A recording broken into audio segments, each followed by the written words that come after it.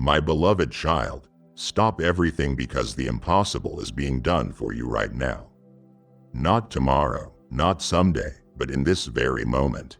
I have torn open the silence between us to speak this directly to you, and it is not a coincidence that you are here.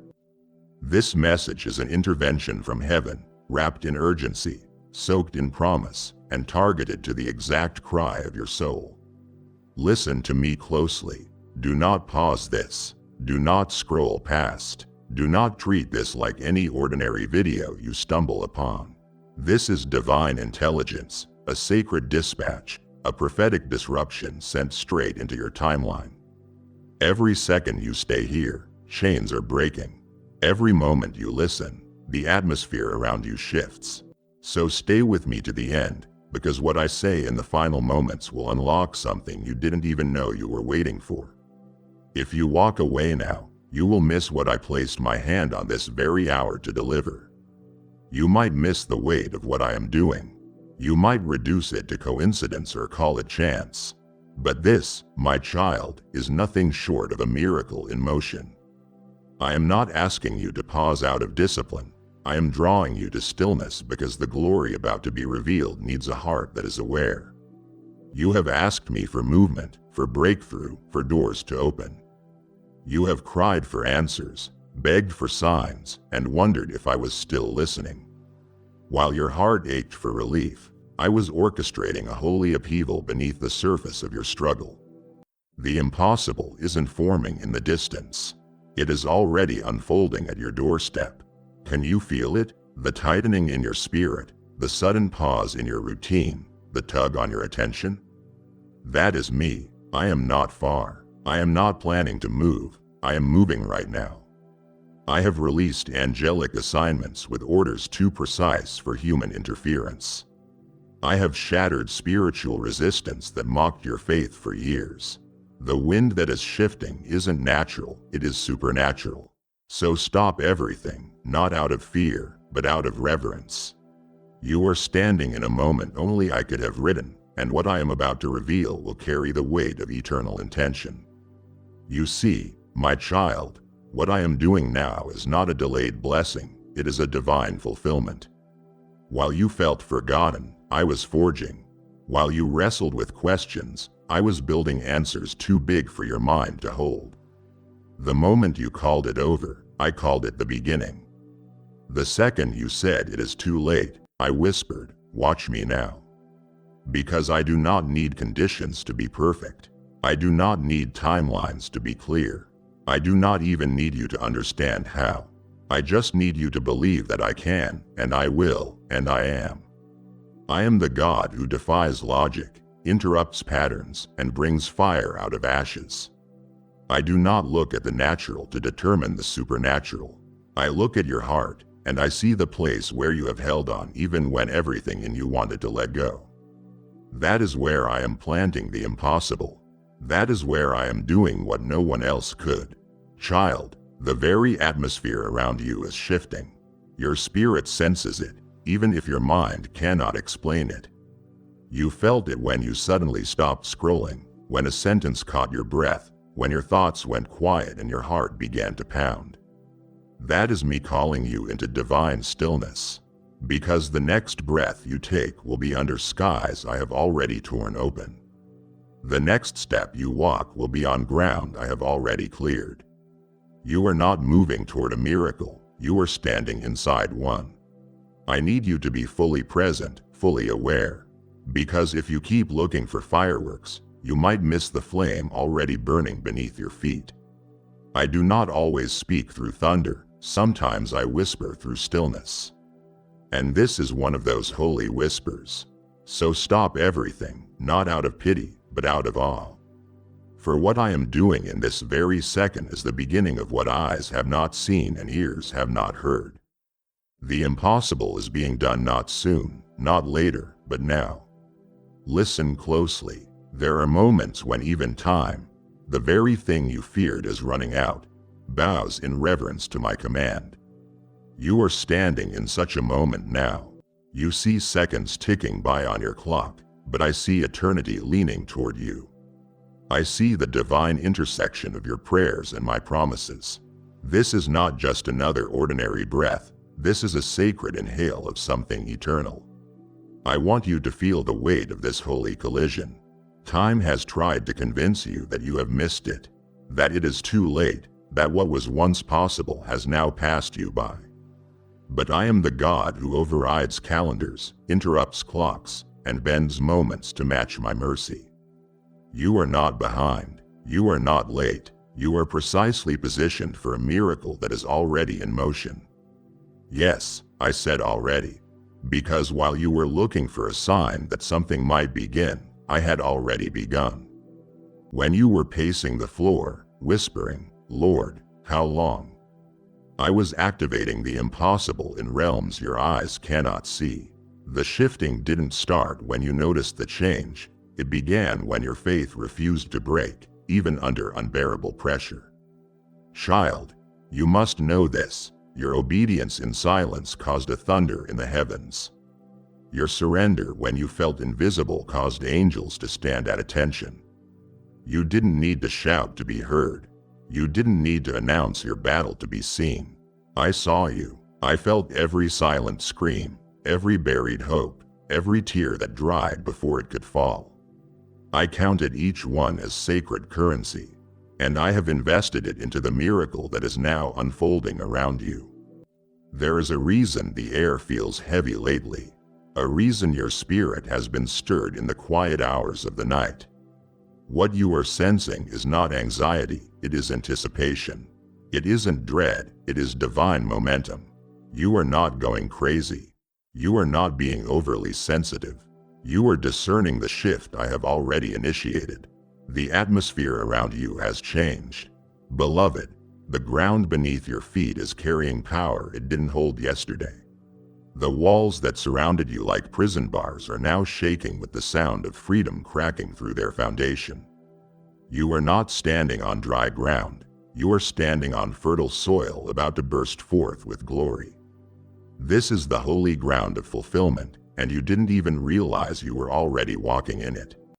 I need you to recognize this moment, not rush past it, not minimize it, not second guess it. You are in the middle of a miracle you didn't manufacture, and that is precisely why it is unstoppable. Because it didn't start with your strength, it started with my word. And no force in hell can undo what I have already set in motion. This is why the warfare increased. This is why your clarity felt cloudy. The enemy saw what you couldn't see yet, a miracle in motion with your name carved into its unfolding. But the enemy is too late, because the decree has been spoken. The timing has been sanctioned. The impossible is already underway, and you are standing in the center of it. My child, I know what they don't see. I know the way disappointment has quietly carved its way into the corners of your soul. I know how you have trained yourself not to get your hopes up. How you have wrapped caution around your faith, not out of rebellion, but because you have been heartbroken by delay too many times. And I do not fault you for that. I have watched you navigate the minefield of waiting with more grace than most would ever comprehend.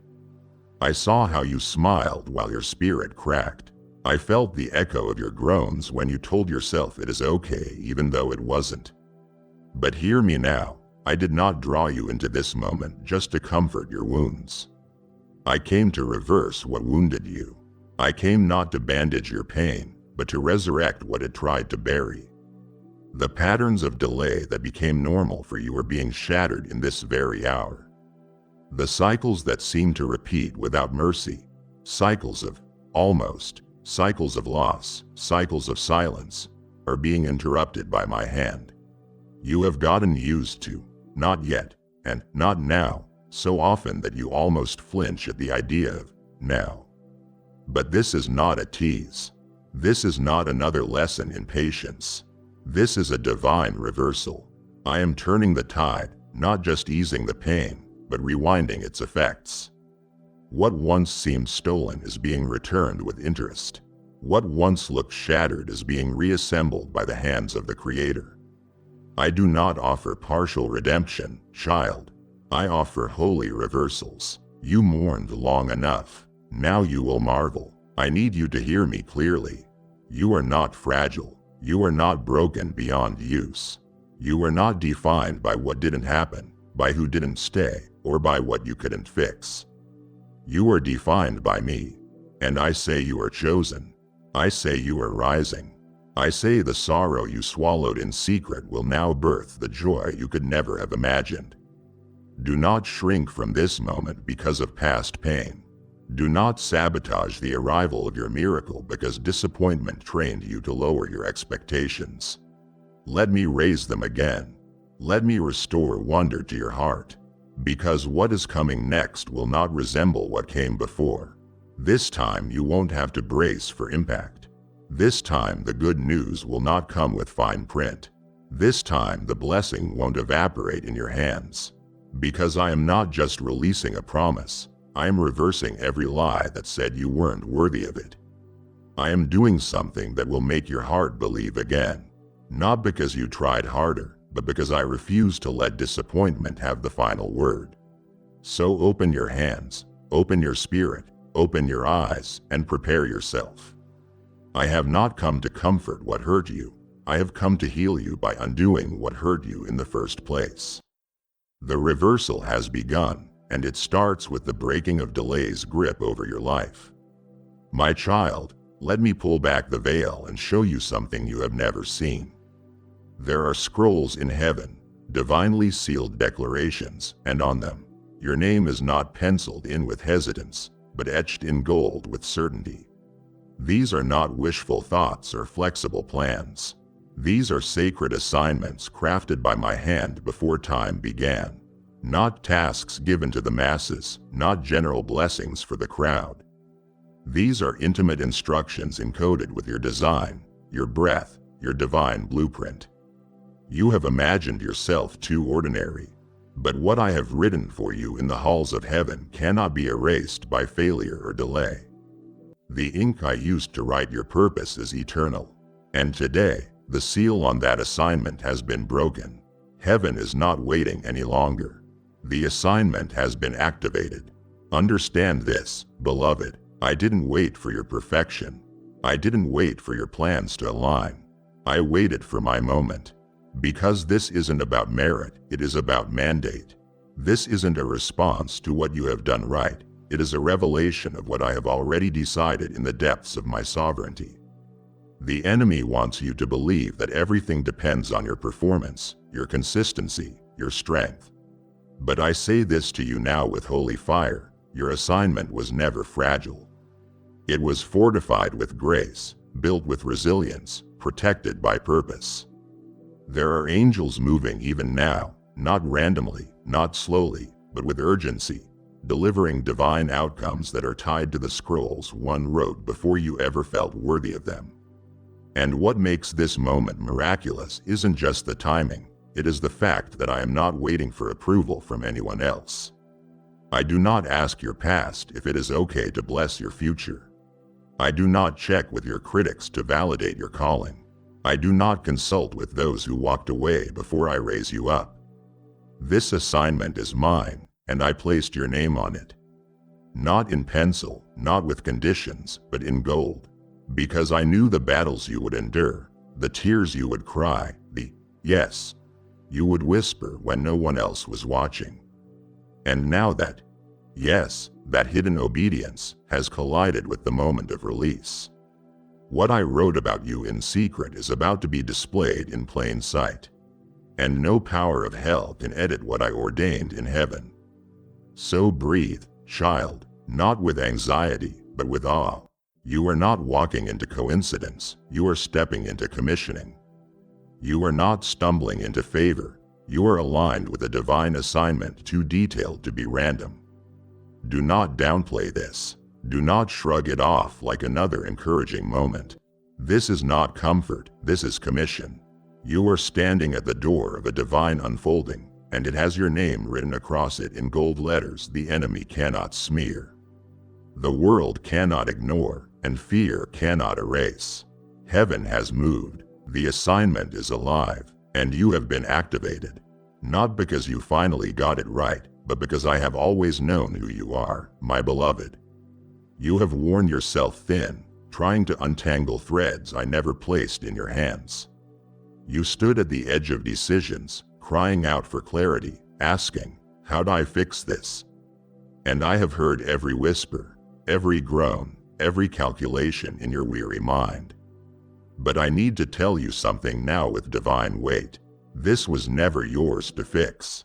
That heavy burden wrapped around your heart like chains, that was never my design.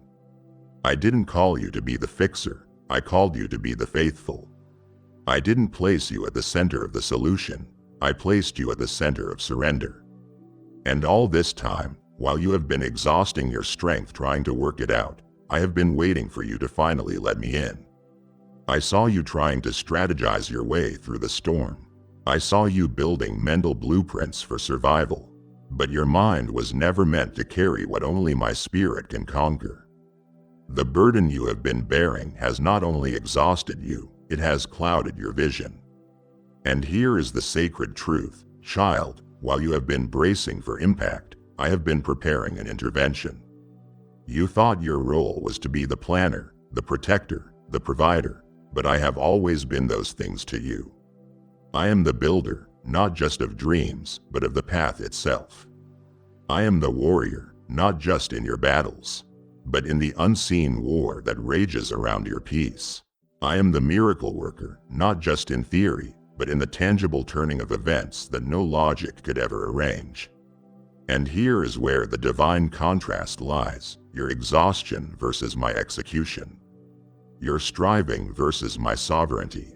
You have been drowning in what ifs, but I am the God of even now. Even now, when it looks too far gone. Even now, when the burden feels too great. Even now, when you think you have run out of time, strength, or reason to believe. Even now I am working, not planning, not considering, but working, doing, shifting, rearranging. And I am doing it in ways that will bypass your understanding but land directly in the center of your miracle. I do not need your logic, I need your letting go. I do not require your solutions, I ask for your surrender.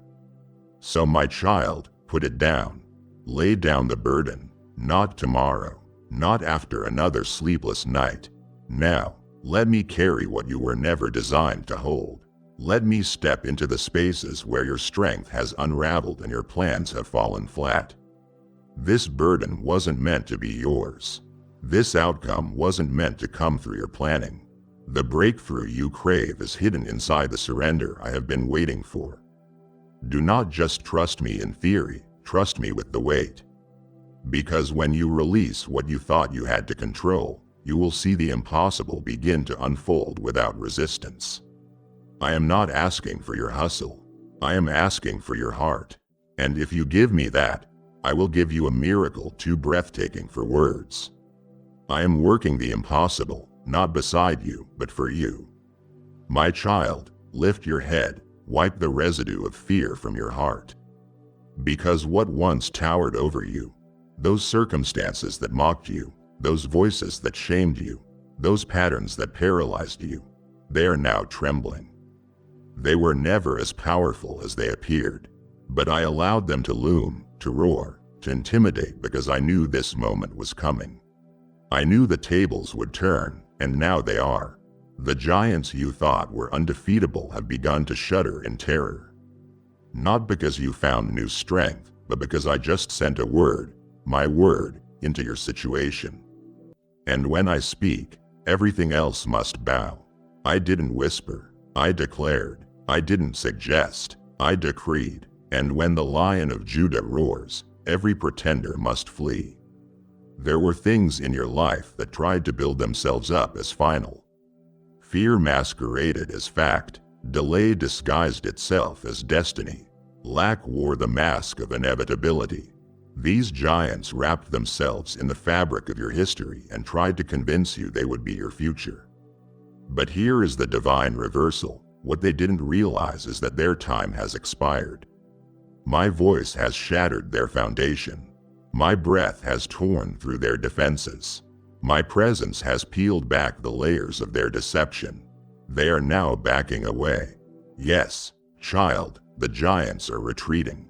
You may not see it fully yet, but in the spirit realm, they are already losing ground. Their roar has turned into a whimper because they sense what is coming, and what is coming is me moving fully and finally in your life. This is not a partial confrontation, this is a complete collapse. I didn't come to negotiate with what has been tormenting you, I came to annihilate it. I came to end cycles that have traveled through generations. I came to break chains you didn't even know existed. I came to bring an earthquake into the enemy's camp, shaking loose every false stronghold, every demonic delay, every oppressive weight that has tried to keep you small. You see, when I speak a word, it doesn't travel aimlessly. It doesn't wander. It doesn't wait for permission. It cuts through confusion like lightning. It strikes with precision. It silences everything that contradicts what I have declared over your life. And child, I have declared victory. I have declared restoration. I have declared freedom. That word has already left my mouth, and it will not return void. So do not fear the shadows of what once scared you. Do not flinch at the echo of past torment. It is only noise now, powerless, fading noise. Because my word is louder. My word is final, and my word is working. The giants didn't win. They didn't break you. They didn't bury you. In fact, they positioned you for this holy showdown. They gathered thinking they'd intimidate you, but now they are scattering because I have arrived. And I didn't come quietly. I came with thunder in my steps and fire in my eyes. I came for you, and no power, no principality, no force in hell can stand when I stand beside my child. The giants are falling, beloved. Not later, now. Watch closely, because what once loomed over your life is now fleeing from it. I have spoken, and nothing can stop what is coming next. Come close, beloved. Let me explain why everything suddenly feels intensified, stretched, stirring beneath the surface. You are not entering a slow season of waiting. You are stepping into the hour of divine eruption. Heaven is not crawling toward you with subtle progress, it is breaking open with acceleration. You have been conditioned by delay, trained by time to expect long stretches of silence, to brace for drawn-out battles. But I have something different for you now. This is the moment where what could not be done in years, what resisted progress, defied reason, and drained your hope, will now begin to shift in mere minutes. Not because of a lucky break, but because of a God-breathed explosion of purpose. I want you to feel the weight of those words, divine eruption. This is not just breakthrough, this is disruption, holy interruption, the kind that rewrites timelines and reroutes destinies. You were praying for change, I am releasing transformation. You asked for a door, and I am blowing open the whole wall. You asked for help, I am delivering heaven. Because when I move in eruption, nothing stays the same. Not your circumstances, not your perception, not even the way you define what is possible. The soil beneath your life, the very foundation of your waiting, is being shaken with glory. The roots that held your miracle underground are breaking through the surface with speed that no human hand can control. This is why the pressure increased before this moment. You thought you were being buried, but you were being planted. Buried things are forgotten, planted things are expected. And I expected this moment. I expected you to bloom, to break forth, to burst beyond what kept you small. And now, here it comes. Sudden, sacred, seismic movement. Watch how fast the things that once stalled begin to move. Watch how people who ignored you start to search for you. Watch how what was stagnant becomes supernatural. This isn't a seasonal improvement, this is a spiritual eruption. Heaven is in motion, and you are at the epicenter. So prepare your spirit not with panic, but with praise. This is not the time to play small or plan safe. This is the time to stretch, to expect, to declare boldly. Because what I am doing now is nothing short of miraculous acceleration. Years of prayer are colliding with one moment of divine favor. What used to take months will now happen in mornings. What was denied for decades is about to arrive in days. Why? Because I am no longer adjusting things slowly, I am erupting them suddenly. This is the hour not of movement, but of eruption. You will not walk out of this gently. You will be propelled, you will be launched, and what comes next will not resemble anything you have ever walked through before. My beloved, let me remind you of something that I never once forgot. I am the God of vindication, not petty revenge, not shallow applause, but holy, breathtaking, awe-inspiring vindication. There were voices, were there not, that spoke too soon, judged too quickly, and dismissed you too easily? They looked at your pain and made conclusions. They saw your process and called it punishment. They evaluated your delay and deemed it denial. But what they didn't understand is that I was writing a testimony too profound to be explained by human progress.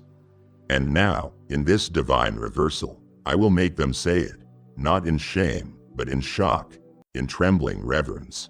Only God could have done this. Let their laughter echo. Let their doubt linger. Let their assumptions stand for now, because I have not forgotten how they misjudged your journey. They looked at the dirt you were buried under and assumed you were done. They didn't realize I was using that soil to grow something eternal. What they mocked, I was molding.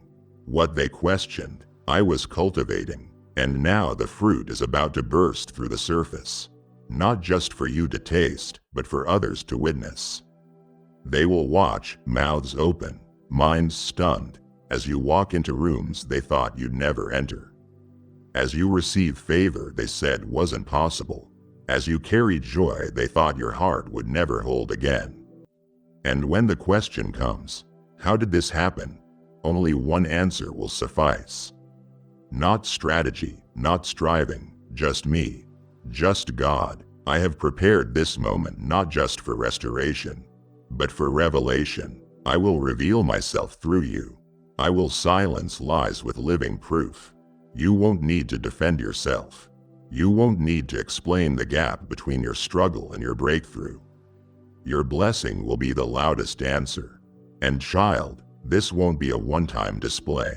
This will be a divine pattern, a signature of my sovereignty etched across your story. I will paint your life with evidence of my goodness. And every time someone thinks to give the credit to something else, I'll make the timing, the power, the scale of it so outrageous, so wildly exact, so beautifully impossible that no one can take credit but me. I will leave my fingerprints on every outcome.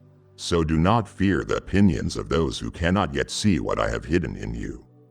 Their disbelief has no power here. Their declarations of impossible will be swallowed by the demonstration of my faithfulness. Let them watch, let them whisper, and soon let them worship, not you, but the God who stood with you in silence and crowned you in full view. The next chapter of your life is not subtle. It is a sacred spectacle, a public unveiling of private devotion. And those who once said, "It can't be done," will echo my name in wonder. Only God could have done this. Child, I want you to hear me clearly now. I am not slipping blessings into your life like secrets. I am not dropping miracles quietly through the cracks. I am not whispering hope into your soul and leaving you to figure out if it is real. I am doing this loudly, in power, in presence, in precision. I am doing this undeniably, because what I am about to release into your world won't just be seen, it will be known. It will not be misattributed. It will not be mislabeled. It will not be mistaken. My fingerprints will be everywhere, on the doorframes of favor, on the walls of restoration, on the blueprints of destiny. I am not hiding this move, I am highlighting it. You see, in seasons past, I moved in hidden ways, subtle shifts, quiet confirmations. Whispers in the wind, but this time is different. This is not a season of concealment, it is a season of confirmation. This is the moment where what I have been doing in secret will now walk into the spotlight. This is the unveiling, not because I crave attention, but because I want you to recognize my nearness.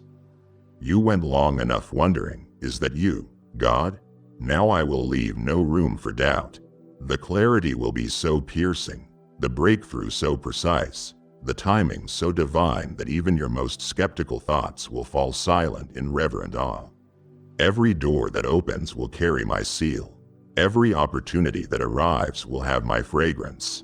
Every shift in your surroundings will echo my voice. You won't need to wonder if it is me. It will be me, unmistakably me, and even those who don't know me will begin to feel my presence when they encounter what I am doing through you. This is bigger than provision, bigger than promotion. This is about presence, a tangible, touchable, unmistakable presence. When I move like this, it leaves no questions. Only worship, only wonder, only tears that say, God, I see you now. I see what you have been doing all along. And let me tell you this, I am not just marking the end of a season. I am signing the beginning of a new one with the ink of my glory, with handwriting so divine it makes human explanation crumble.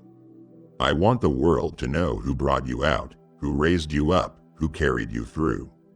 I want you to know. I want your faith to rise, your confidence to return, your identity to awaken in the light of my undeniable activity. I want your heart to finally say, it was God from beginning to end. It was always God, so do not look away. Do not underestimate what is unfolding. Watch how I mark this moment with miracle after miracle. I am not hiding this, I am heralding it. My fingerprints are all over your future. Beloved, you have been running, mentally, emotionally, spiritually, racing through possibilities, rehearsing every outcome, bracing for what might go wrong. I see the thoughts that speed like thunder through your mind, crashing into one another, sparking anxiety, fanning the flames of fear. You have been trying to make sense of what doesn't yet make sense. But listen to me now. Pause, just pause, not forever, not for the sake of inactivity, but for the sake of intimacy. Pause your thoughts so my presence can speak louder. Silence the noise that has tried to replace my stillness. Because what I have just released over your life carries a magnitude you will miss if you keep moving at the pace of panic. I didn't ask you to perform, I asked you to perceive. And that begins in stillness. This is not the hour to keep spinning mental wheels, to strategize your way into peace or to analyze your way into revelation. The magnitude of this moment requires spiritual awareness, not intellectual activity. You are standing beneath an open heaven, and I have dropped something into your timeline that is weighty, wondrous, and wildly specific. But child, you won't feel it if your heart is cluttered with chaos. You won't recognize it if your mind is louder than your spirit. This is holy ground, and holy things are felt, not forced. I am not giving you a puzzle to solve, I am giving you a presence to soak in. What I have just released is not a trickle of blessing, it is a tidal wave of divine orchestration, and it is already in motion. So be still, let the magnitude settle over you like a mantle. Let awe replace anxiety. You keep asking, God, what do I need to do next? And I whisper back, just stop, not because you are failing, but because you are fretting. Not because you are weak, but because you are weary. The greatest moves of my spirit often begin in silence, not in striving. The world tells you motion is power, but I tell you stillness is where miracles breathe. The enemy wants you distracted so you miss the moment, but I am bringing you back into alignment by calling you to stillness. Not as a break, but as a battleground. Because when your mind slows down, your discernment speeds up. And right now, your discernment is your greatest weapon. The magnitude of what I have released is too big to comprehend, too weighty to explain, too sacred to rush through. So, child, inhale deeply. Exhale slowly. Let your spirit open without needing explanation. My glory doesn't wait for your understanding, it responds to your surrender. Stillness is not passive, it is prophetic. It tells every fear to hush, every doubt to bow, every distraction to fall silent. And in that sacred silence, you will begin to feel what words could never describe. The magnitude is here, a miracle is here, the movement has already begun. But only in stillness will your soul fully catch it. So pause, listen, lean in. I have spoken, and what I have released is greater than your plans, higher than your prayers, heavier than your history. Do not miss it by moving too fast. Catch it by standing still. Listen to me, beloved. What you call being overlooked, I call being preserved. What you thought was rejection was actually redirection. You assumed you were forgotten, but I was the one who hid you. Not because you weren't worthy of being seen, but because the place you were about to be seen in wasn't worthy of what I placed inside you. I did not hide you out of punishment, I hid you out of protection. I tucked you away like treasure. I shielded you like a sacred flame. You thought I was silent, but I was surrounding you with my yes, when others tried to give you a premature spotlight. I didn't want exposure, I wanted endurance. Because when I reveal you, I don't want applause, I want anointing. And child, that moment has come. The season of hiding is ending. The unveiling is beginning. You see, when others were being promoted visibly, you were being prepared secretly. When others received attention, I was giving you attention of another kind, attention to your roots, your integrity, your depth. You didn't go unnoticed. You went unseen. There is a difference. The world couldn't see you, but all of heaven was watching. Angels stood guard while I did heart surgery. I rewrote your beliefs, repaired your identity, restructured your posture. And now, when I bring you forward, they won't be seeing a shell. They will be seeing someone sealed, sealed with fire, sealed with faith, sealed with favor. You are not stepping into visibility because the crowd is ready. You are stepping in because you are. What I am doing now will expose not just what is inside you, but what has always been surrounding you, favor.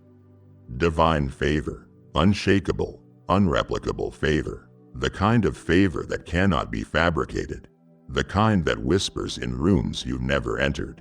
The kind that turns overlooked seasons into over-the-top breakthroughs. While others saw lack, I was layering you with legacy. While you walked in silence, I was scripting your significance.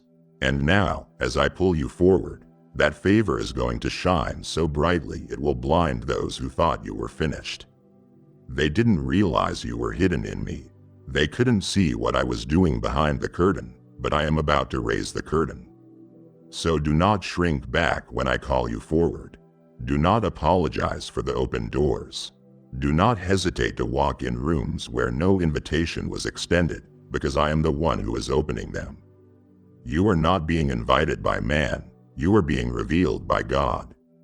And when I reveal someone, I don't need approval or applause. I need obedience. That favor around your life was never meant to stay private. It was always meant to be public proof that I honor what is hidden in me. So walk boldly, not in pride, but in promise. You weren't overlooked, you were hidden. And now the hiding ends and the unveiling begins.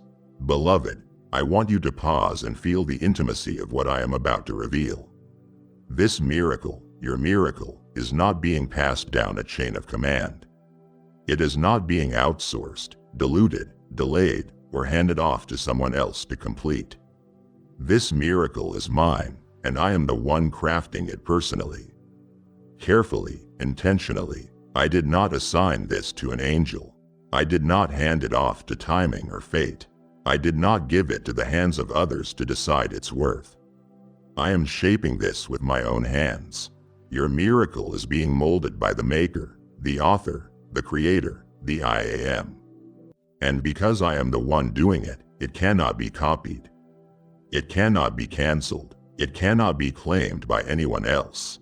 This is why the process has felt sacred, slow, and strangely silent at times.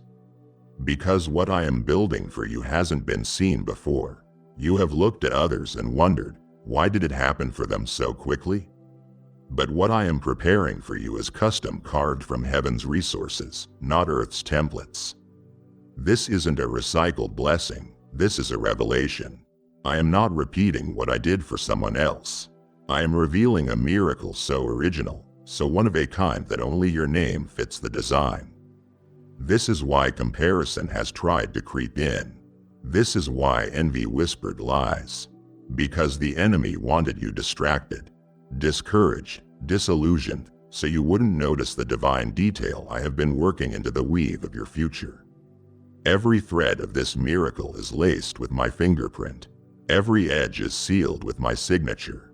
This is not fragile. This is fire-tested. And child, the way I have constructed this, no one can steal it.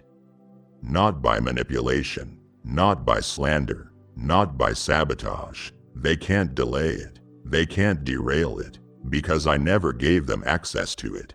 I never gave them the key.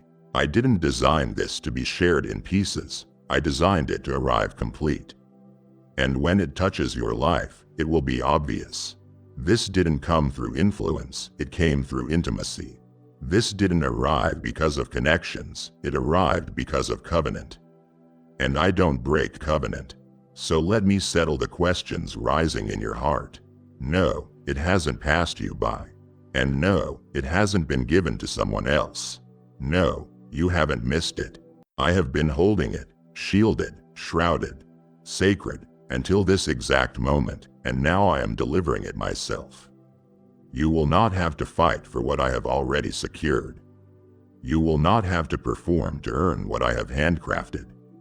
You will simply need to receive.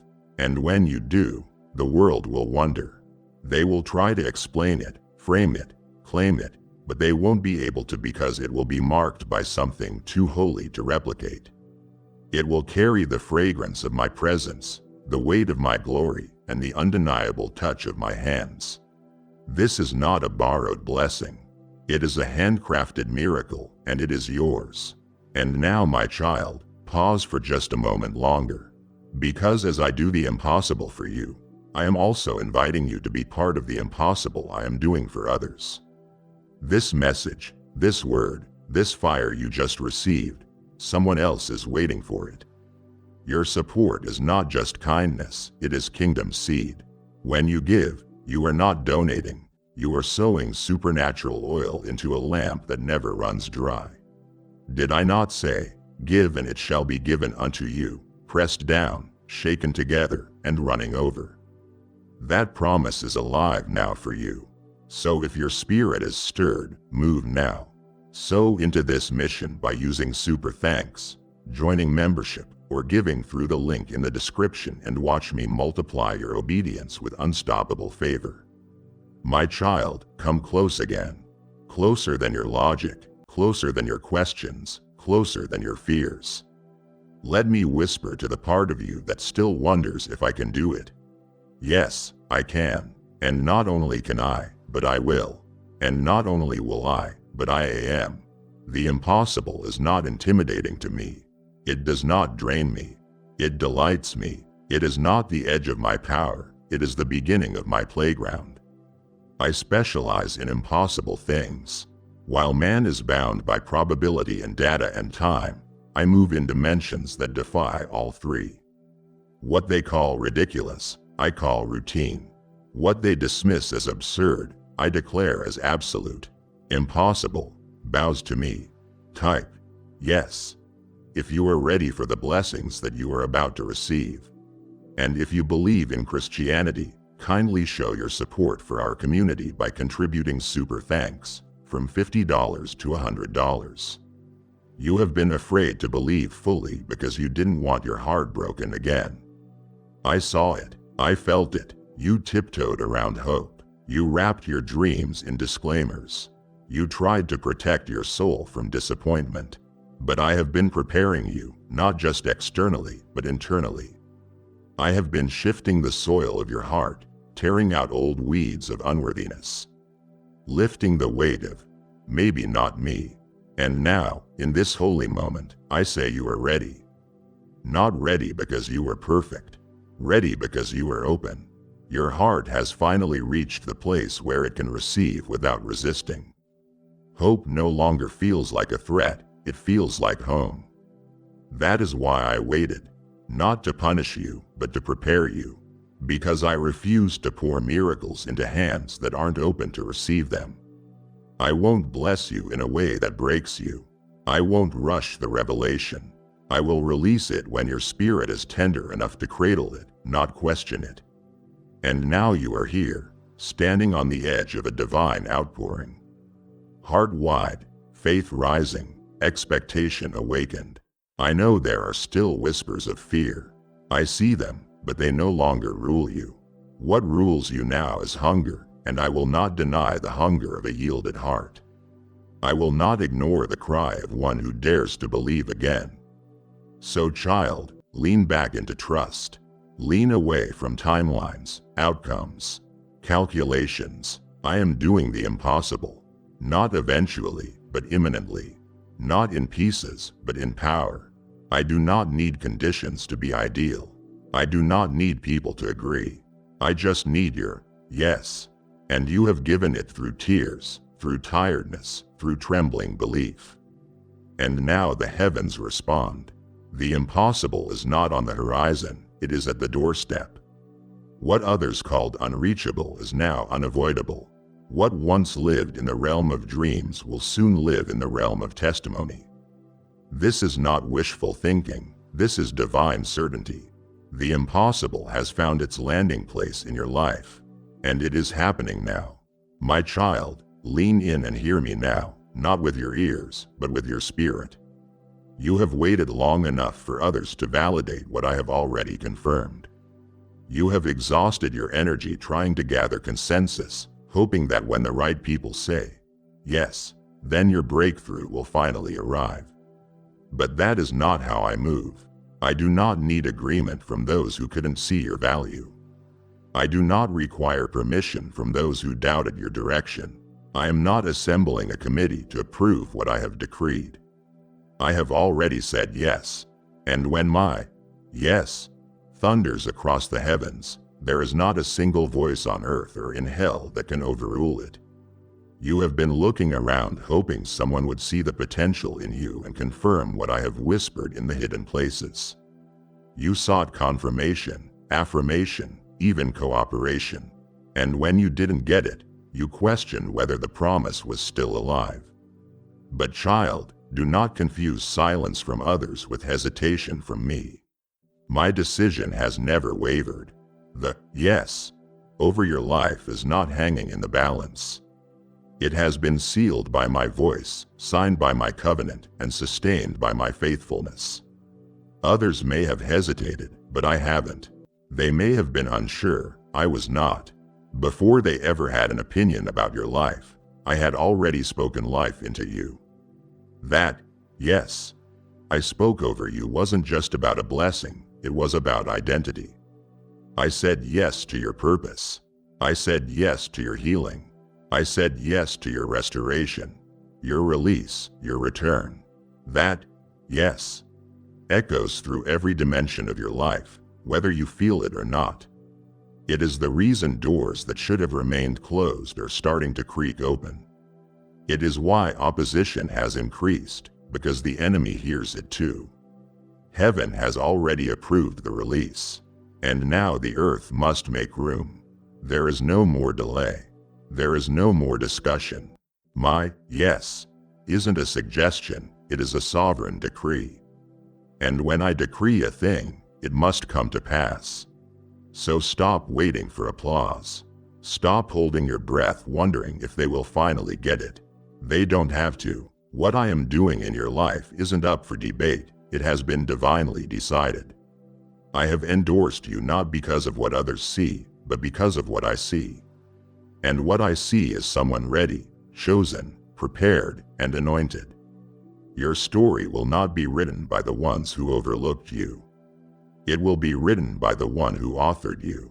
My yes has spoken. And child, when I speak, every other voice must fall silent. Every gate must open. Every storm must settle. I am not waiting for the right people to agree. I have already moved, and my yes cannot be undone. Come close, my beloved. Let me wrap you in the truth you have longed to hear, but didn't think I would say so clearly.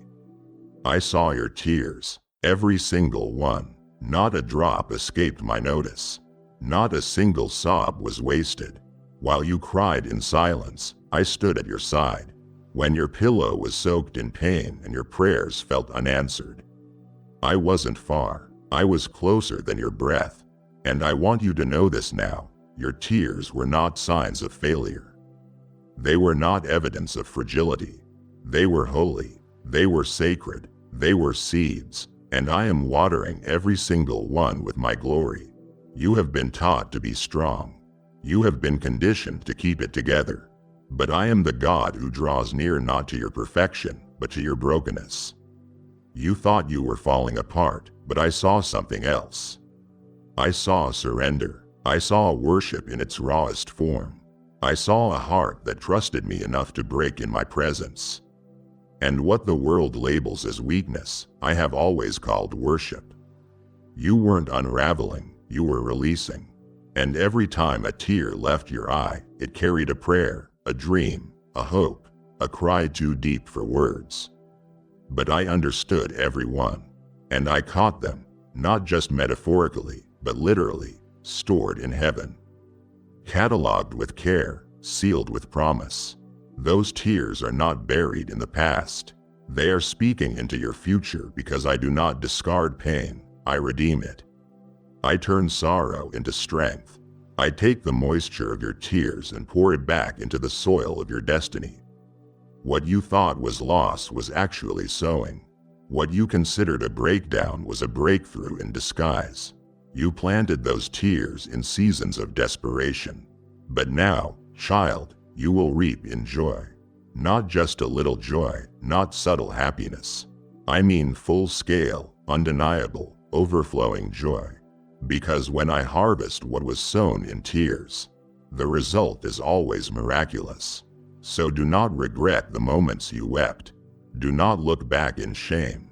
You didn't fall apart, you fell into me. And now I am resurrecting the impossible through the very things that tried to drown you. Your tears weren't wasted. They were weighted with glory. They were collected with care. And now they are about to rain down in ways you couldn't have predicted. Restoration is coming. Renewal is being released. And it will be drenched in the power of every tear you have cried. I have seen them. I have counted them. And now I am about to multiply them. Not as sorrow, but as miracles. You sowed in tears, and now prepare to reap in glory. Child, I have heard your prayers in the midnight hours. The whispered ones, the desperate ones, the ones you didn't even know how to finish. I heard the pleading in your voice as you asked simply to make it through, to just survive, to keep breathing. I did not overlook you. I did not minimize your pain. But now I need you to understand something deeper, something higher. While you were praying for survival, I was preparing overflow. While you were asking for a way out, I was designing a way into something greater. You saw your wounds, I saw your womb. You were asking for breath, I was forming a breakthrough. And now, my child, the moment has come. I am not going to give you just enough to get by. I am about to give you more than enough to overflow. You have learned how to live in survival mode, how to stretch little, how to smile through storms, how to navigate with next to nothing. And I honor the strength it took to stand when everything inside you felt broken. But survival is not your portion. It was the process, not the promise. The table I have prepared for you in the presence of your enemies is not one of scarcity, it is one of abundance. I did not anoint your head with oil just to keep your cup half full. I overflow it. That is who I am. I am El Shaddai, the God of more than enough. I am Jehovah Jireh, the God who provides in excess. And what I am releasing into your life in this season will go beyond your last prayer, beyond your last request, beyond even what you believed was possible. You were trying to survive the storm. I was planting seeds in the soil of the storm. And now the wind that once shook you will be the same wind that carries the fragrance of favor. The rain that drenched your sorrow is now nourishing the roots of restoration. This is what overflow looks like: answers that exceed questions, blessings that outrun needs, joy that outshines the sorrow, peace that overtakes the panic. You will not have to ration this. You will not have to hide it or apologize for it. This overflow is my glory expressed through your story, and it will leave people speechless. It will cause jaws to drop and hearts to turn toward me, not because of your strength, but because of my supernatural surplus. So, I need you to shift your expectation. Stop asking for just enough. Stop preparing for barely making it. Get rid of the scarcity mindset that taught you not to hope too big. I am not honoring the size of your request. I am honoring the size of your identity in me. You are my child. Royal blood flows through your spiritual veins. And I do not feed my children crumbs. I do not lead them into deserts without rivers. You were not created to crawl. You were crafted to overflow. And this, right now, is the moment where your prayers for survival are swallowed up by my plan for supernatural supply. Watch it pour. Watch it flood. This is overflow, and it is coming for you. Listen to me, beloved. I know what was taken. I know the weight of what was lost. The relationships that slipped away like water through fingers. The opportunities that vanished before they bloomed. The time that seemed wasted. The dreams that were buried beneath disappointment. I was there, not as a distant observer, but as a deeply involved redeemer. You wept, and I counted every tear. You lost, and I tracked every piece. You grieved, and I marked the moment. But now I need you to understand something critical to this new hour. I am not restoring you to what was.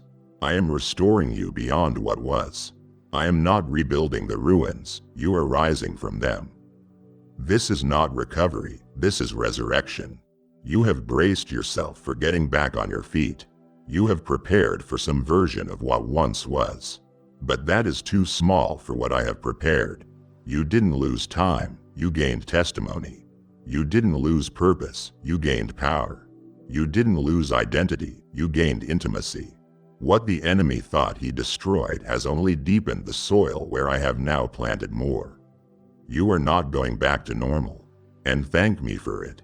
Because what is ahead is not a return, it is a rebirth. I am not patching things up. I am resurrecting what no one even knew was still alive. And when I do, it will rise with glory. That is why I allowed the stripping, so I could do the stunning.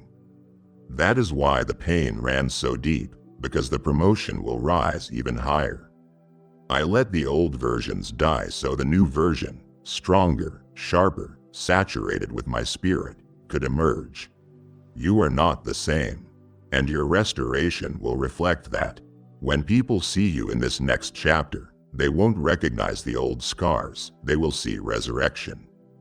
The pain will not be your name. The past will not be your identity. The power of this resurrection will not just raise your spirit, it will elevate everything connected to you. What was broken will not be rebuilt as it was, it will be reborn in my image.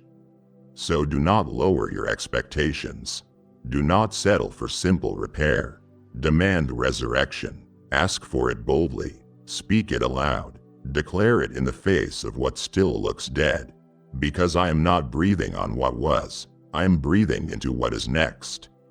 And child, when I breathe, the dead things rise. The empty places fill. The silence begins to sing again. This is not recovery. This is the glory of resurrection power unleashed in your life. You are not just being restored, you are being redefined. And nothing lost will compare to what is rising. Beloved child, let me speak to the fire stoked by those voices that whispered lies into your spirit. Voices that said, you are not enough.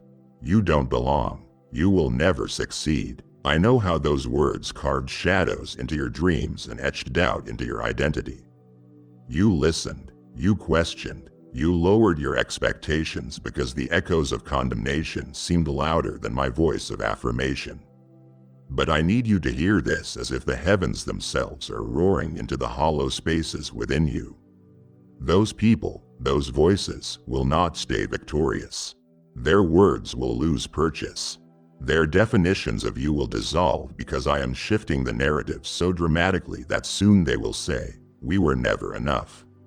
Let that truth explode across your consciousness. You don't have to prove your worth anymore. Their opinion was never your story. Their judgment didn't define your destiny. I have recognized your value eternally. I stitched your name into the fabric of creation. I marked you with purpose before they ever cast their stones. These voices, they were out of alignment with heaven's architecture, not your identity.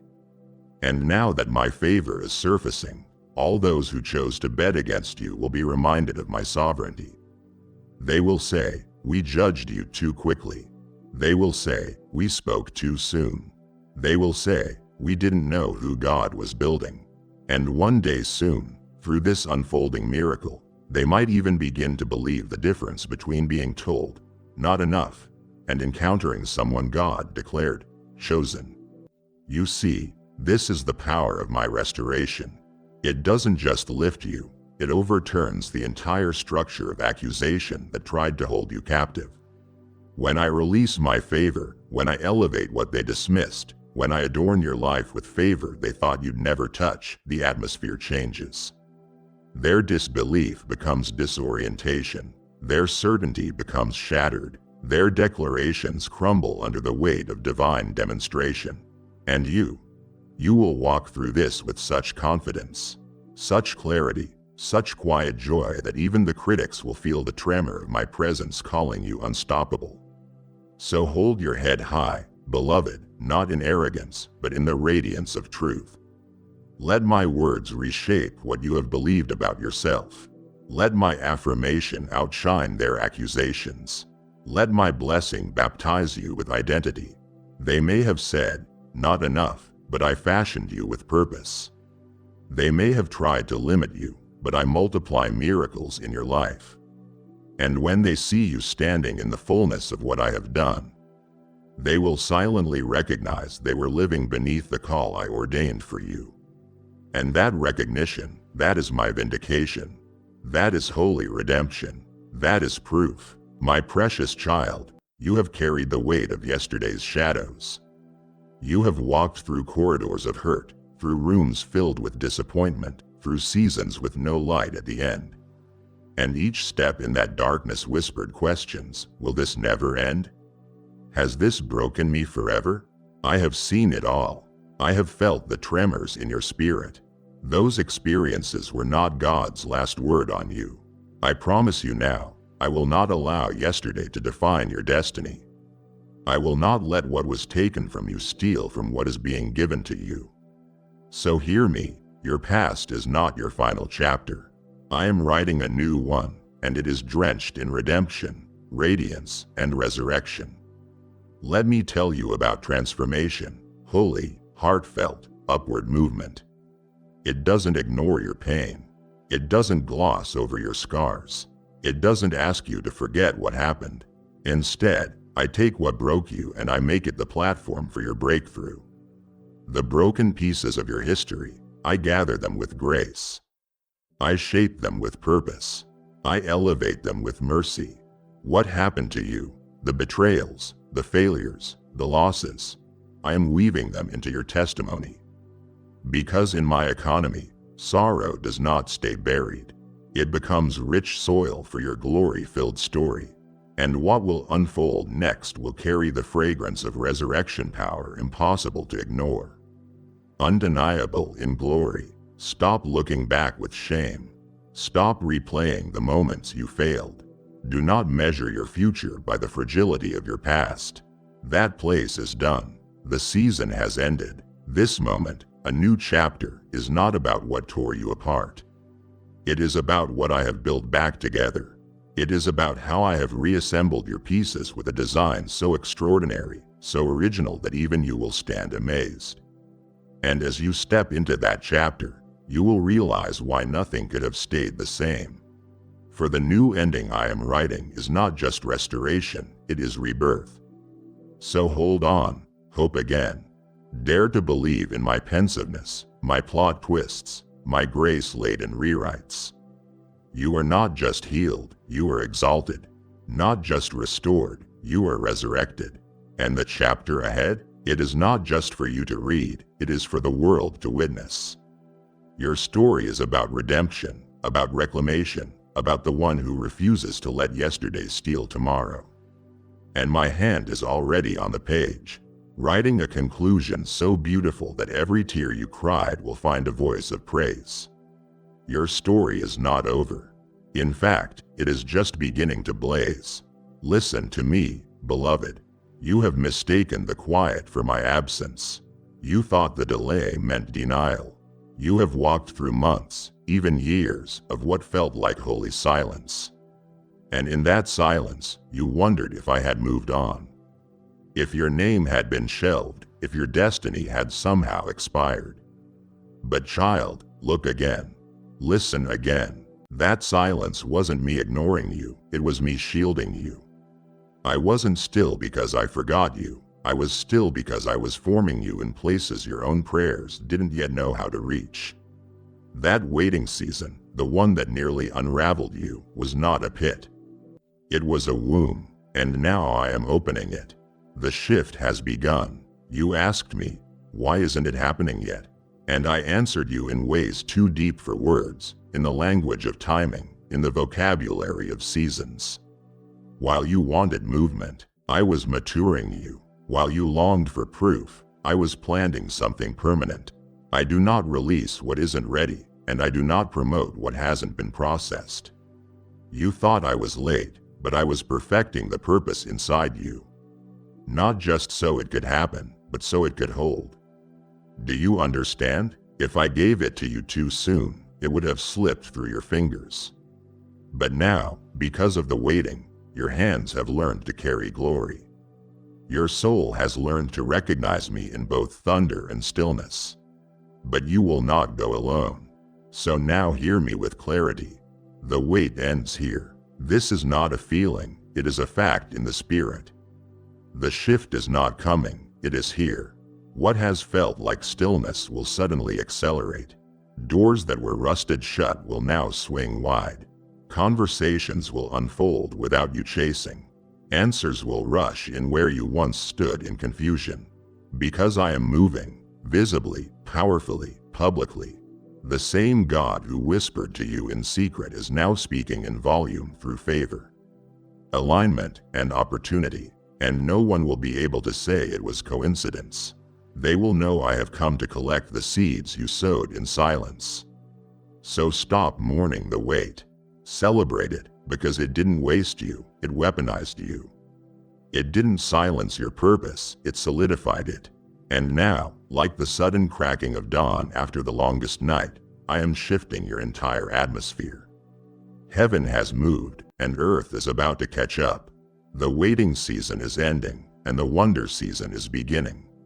My child, so often you have prayed for a moment, an opportunity, a breakthrough, an encounter, a breath of fresh air in the midst of the storm. And I have given you moments, haven't I? Glimpses of grace, flashes of favor, glimpses of my nearness. But what I am about to do now is different. This isn't just a blessing, it is establishment. I am not just sending something to you, I am building something in you. And what I build, no man, no storm, no scheme can tear down. I am making you unshakable. You have lived long enough on temporary highs and unpredictable lows. You have watched moments slip through your fingers because you didn't have the foundation to hold them. But that ends here. I am putting pillars under your feet. Truth that will not move. Favor that will not falter. Vision that will not vanish. This is not another good season. This is the start of stability. You have asked for open doors. I am giving you open dwellings. You asked for a taste. I am planting a vineyard. What I am doing for you now is not passing, it is permanent. Let me tell you how I establish. I do not just give you the blessing, I give you the identity to walk in it. I do not just open doors, I give you the authority to dwell there. And not just visit, not just peek in, but to own, to occupy, to flourish. I am marking your life with consistency, not chaos. Fruitfulness, not fear. You will not have to brace yourself every month for breakdown. You will walk in breakthrough after breakthrough because I have made a covenant to establish you. I am placing your feet on solid rock and I am surrounding you with favor like a fortress. What I give you now will last, not because you hold on perfectly, but because I uphold it. So stop thinking in survival terms. Stop preparing for things to slip away. That was the old season, the one where you didn't know how to receive. But now I am establishing you, which means you can breathe. You can root, you can rest. The winds will blow, but you won't bend. The enemy will try, but he will fail. Because what I am building now is not for a season, it is for legacy. A blessing is not fleeting, it is fixed. This is not favor that fades. This is the hand of God cementing you into the center of my purpose. Beloved, there were seasons where you felt mute, a place where even your prayers struggled to find words. Your heart, weary and worn, whispered broken pleas that felt empty. What am I missing? You thought. But my child, you have misunderstood grace. I hear before you speak. Your deepest groans, your heart's silent cries, your unspoken fears. They are known, accounted for, and answered. Even when you couldn't frame the need in words, I heard it. Even when your prayer life ran dry, my provision never did. My heart never stopped working on your behalf because my love doesn't wait for eloquent requests. It responds to the quietest cries of the soul. You felt forgotten, even by me, when the words wouldn't come. You thought silence meant separation. But the absence of your voice doesn't equal the absence of my presence. I was still behind the scenes, weaving solutions, shifting atmospheres, changing timelines. The faith you buried in the silence, I honored it. I absorbed the ache of things unsaid and shaped my answer on the inside. You didn't see it, but everything you couldn't ask for, I already planned for. Even when you doubted the possibility, I was moving before you found the words. I was forming the answer. You may look back and wonder why breakthrough didn't come sooner. But child, faith in that quiet season was not futile. That waiting space when prayers felt stale or absent was my sanctifying ground. I didn't wait for perfection before I moved. I moved by grace for your growth. I orchestrated things not based on your clarity but on my clarity, and not on your strength but on my strength. That is what makes an answer divine, when it aligns with heaven, not human capability. Even when you stopped praying, I never stopped answering. Even when your faith faltered, my faithfulness stood firm. That is who I am. So now, hear me clear. You don't have to have it all figured out to be heard. You don't need perfect words or sure plans to receive my movement. Even in silence, my power pulsates. Even in doubt, my grace is operative. When you couldn't cry anymore, I was still weeping over your brokenness. When you couldn't believe anymore, I was still believing for you. And now, out of that silent season, I am doing what you couldn't articulate. I am answering in ways that exceed speech. I am responding in ways that write your future. And even now, while you read this, you are experiencing the echo of my unseen response. Because I am not unaware. I am never late. I am always near. Even when you can't feel me, what I am doing in your life is too holy to keep to yourself. I have turned your silence into a psalm and your waiting into a witness. Now I am asking you, partner with me to carry this word to someone who is still on the edge of giving up. Your support isn't about sustaining a video. It is about releasing rivers of hope into the lives of others. When you give, you are lighting a match that will ignite faith across nations. As it is written, He who sows bountifully will also reap bountifully. I, the Lord, am watching not to measure your amount, but to multiply your heart. So, step into divine generosity right now. Use Super Thanks, membership, or the PayPal link below and watch your gift become a miracle for another soul. I know the weight you carried, what you called unchangeable, set in stone, impossible. There were seasons where Sundays felt no different from Mondays and hope felt as distant as a fading star. You faced what you believed was forever and you thought your story was sealed. But my child, I am in the unmaking and the remaking. I am dismantling what seemed immovable. I am unraveling that situation with my breath, without strain, without sweat, without show. Because my power doesn't need preamble. And that door that remained locked for years, the one you tried every key on? Don't look now, but it is swinging open, without a knock, without warning, without hesitation. You thought you had settled into the shape of your struggle. You adapted, you adjusted, you accepted that some seasons don't shift. But my heart never settles. My plans don't stay the same. What you believed was final, broken relationships, stalled dreams, locked promotions. I am shifting them not incrementally, but in eruption. Because when I move, even time rewinds to create my future. The person you were while you waited, I am calling you to a place you never could have envisioned in that season. The dreams you shelved, I am resurrecting them with wings. The hopes you buried, I am planting them deeper and they will rise with my glory.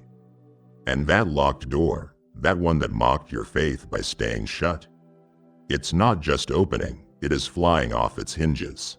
No invitation needed, no knocking needed. I am breaking walls. I am leveling barriers. I am commissioning open doors. You won't have to convince anyone. You won't have to explain or fight. I am the locksmith, and my key opens destinies. That situation was not your identity, it was a chapter. And now a new chapter is beginning. One that will be defined by my movement, not by your stagnation.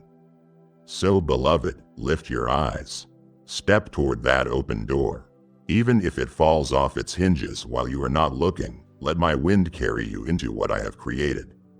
You don't have to inch forward. You can walk in boldly, softly, fully. The chapter that felt permanent is now temporary. The locked places are turning into pathways. The impossible is becoming your inheritance. I have unraveled the old to restore the new. And you are about to live the shift you once prayed for. Not because of your persistence, but because of my power, unrestrained and undeniable.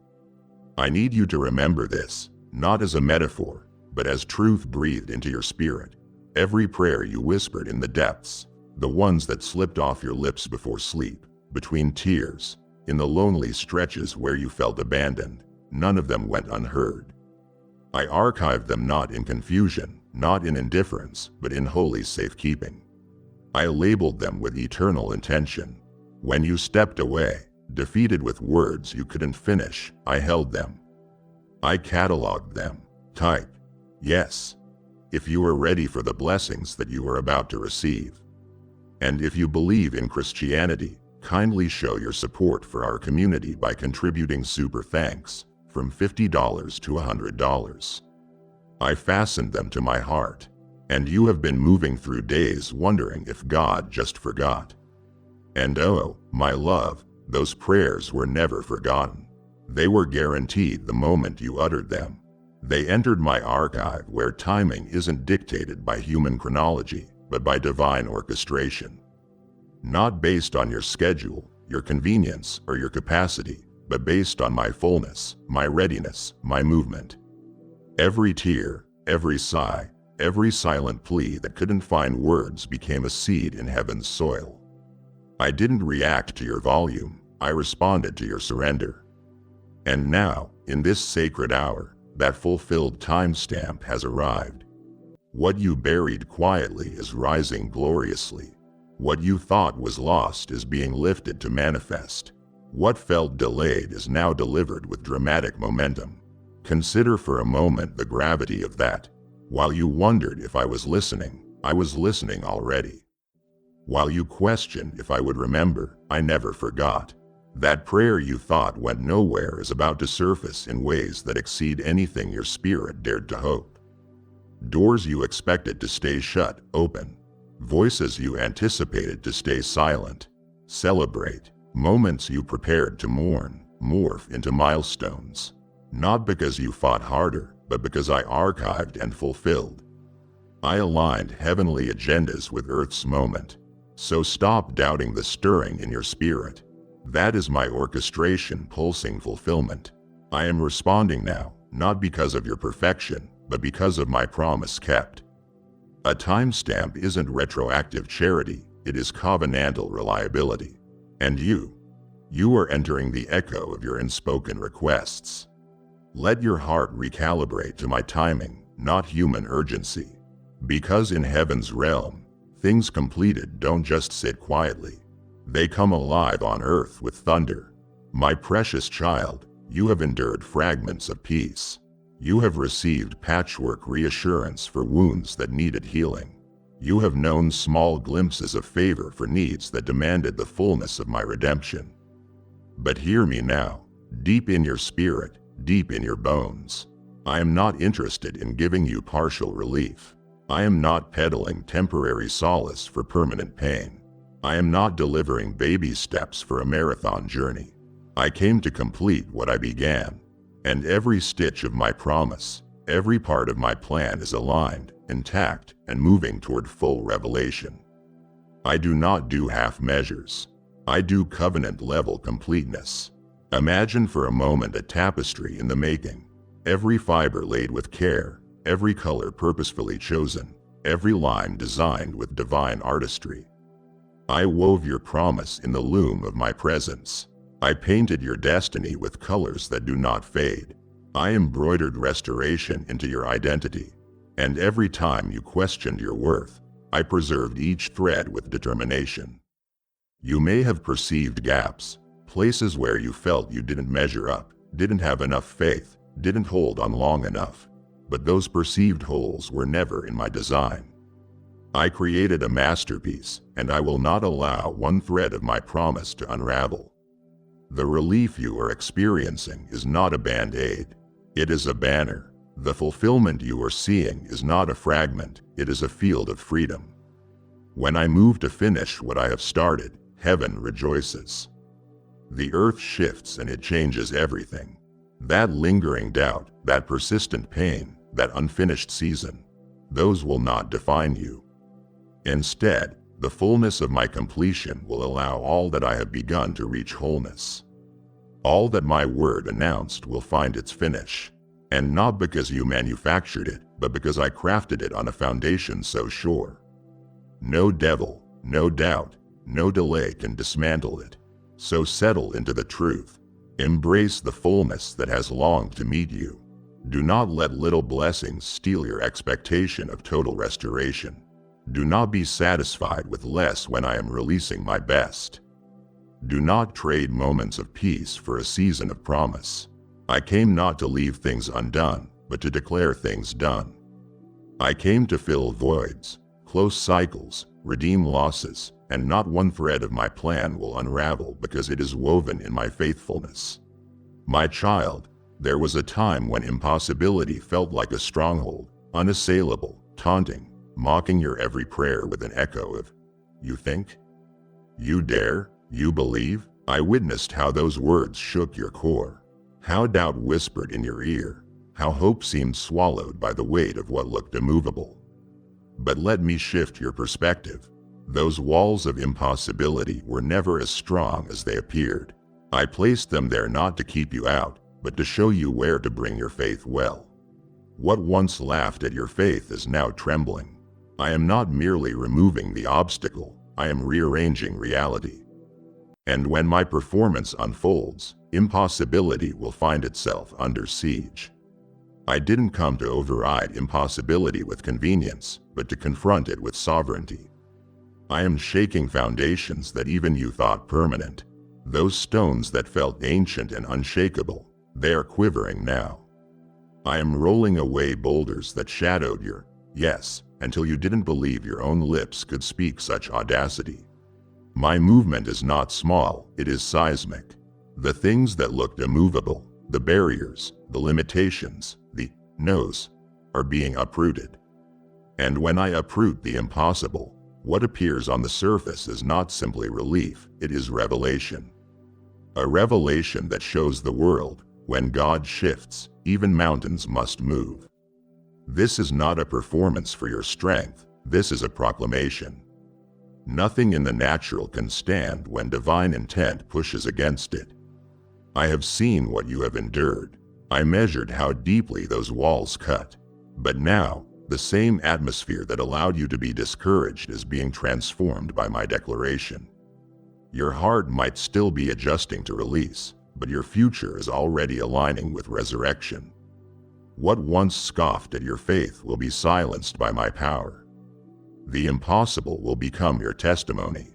The laughter in the darkness will turn into worship in the light. And your life will be living proof that when I move, impossibility falls. Beloved, there comes a moment, a holy interruption, when life doesn't just get better, but breaks open in ways you never scheduled or earned. That moment is here. I am introducing a divine disruption. Not a disruption of fear, but of favor. Not a detour, but a decisive redirection. I am pulling the rug out from under discouragement. I am turning the tables on delay. I am resetting everything around you into alignment with my purpose, my power, my presence. This is not chaos. This is a carefully orchestrated eruption that realigns circumstances, shifts seasons, and positions you perfectly where provision meets promise. Everything you have been trying to make happen with strategies, with striving, with second guessing is now giving way to something far greater, my sovereign shift. The disruption I bring is not hurried, it is holy. It is a break in the predictable, a wake up from the routine, a call out of comfort into calling. When I disrupt, I do not shatter without purpose. I reassign, I reset, I rearrange. Your life is not being tossed by random winds. It is being realigned by my voice. And every structure built on past limitation is being transformed by my instruction. Let me make clear, this divine disruption is not to derail you, but to deliver you. It is not frustration masquerading as progress, but breakthrough in divine delay. The systems that worked against you, the cycles you have been stuck in, the limitations you have worn like chains, watch them unravel. Opportunities will not just present themselves, they will press themselves upon you. Doors you never expected to knock on will swing open. Voices you thought silent will call your name. And you will feel deep in your spirit that this is not random chance but divine choreography. So do not fear the unfamiliarity of disruption. Do not brace for tectonic shifts with dread. Instead, brace with expectation. Because when I disrupt, I do not break what I am building, I demolish what is holding you back. I destroy the displacement and restore the destiny. This shift is not a moment. It is a movement, a reset. And you, my child, will rise into alignment, not just with purpose, but with glory. Beloved child, lay down the weight of routine and shake off the sediment of past patterns that have held you in a cycle of disappointment. Because what I am doing is not a rerun, it is a radical reset. I am not repeating what has already been tried. I am releasing a divine disruption, a heavenly intervention too powerful to be replicated by human instinct or religious rhythm. This is not about retracing steps or renovating old ground. It is about releasing everything from the prison of what is normal and resetting your world into alignment with my unimaginable design. You have lived long enough under the tyranny of we have always done it this way. You have been stuck in a loop that taught you to brace for disappointment, expect delay, and reconcile with the residue of almost. But I didn't craft you for monotony. I am breaking through. This disruption is not chaos. It is peace crashing in through the cracks. I am not orchestrating an accident. I am announcing a breakthrough. Walls that felt secure will collapse. Systems that no longer serve will dismantle under the weight of my movement. This is holy interruption, precise, poised, powerful, and it is for you. I know how that sounds. Disruptions feel dangerous. You have learned to fear change because it came too fast before, where it left behind more wreckage than restoration. But this is not damage. This is deliverance. I do not disrupt to derail you. I disturb the air so that the fragrance of my presence can flood it. I don't destroy, I redirect. The jailers fall so liberation can walk free. The limitation breaks so legacy can emerge. Everything around you that isn't of me will be forced to release its grip. This isn't random turbulence, it is divine choreography. Alignment is arriving and you are the appointed season. So do not resist uncertainty with fear. Lean into it with faith. This shift isn't puny, it is seismic. It won't leave you stranded, it will secure you. The shift isn't a center of my story in you. Every part of you that has settled for less is being retrained for more. This disruption isn't disruption, it is declaration. Your life, my purpose, now aligned. So stand anchored in faith. Let the old world fall away. The new one crafted by my voice has already taken hold. Hush now, child. Listen to the stillness that is about to fill the room. Even your enemies, those who have mocked, resisted, dismissed, and underestimated you, will be still. Not because you fought harder, not because you proved them wrong, but because when I move, my movement silences opposition in ways your hands never could. They will stand stunned, not by your ability, but by my sovereignty. They will not know who to applaud because every performance will carry my scent, my signature, my sovereignty. I have heard their voices, the scoffing, the doubting, the quiet suspicion that your breakthrough was merely coincidence. They saw your scars. They assumed your story was over, but they were looking with limited sight. I am about to shift their perspective. They will witness what they believe impossible. They will feel what they thought only disruption could bring, but find my peace in its place instead. They will stand in mute confession that this was not your doing, but mine. In that moment, it won't matter what you told them. What will matter is what they see. Understand this, I do not always operate through your influence. I often work behind the scenes while you bear the image of perseverance. But when I decide to reveal myself, I do so unmistakably. Even those who never cheered for you, who never believed in you, will have to acknowledge, even if only in the air they exhale, that something supernatural and undeniably my hand changed everything. And that moment of recognition is not for your pride. It is to magnify my name. Let their silence do the speaking. Let their awe become the altar where my presence is honored. Your victory is not your own, it is my voice manifest. So relax, resist the temptation to win their approval. My approval and my power are greater. You are not rising by rewriting your past. You are rising because I rewrote your future. You are not proving them wrong. You are providing a living manifesto of my sufficiency. They will be silenced not by what you say, but by how I show up. And in that silence, let my glory ring. Let the echo of my presence redefine their expectations of you. Yes, but more importantly, of who I am.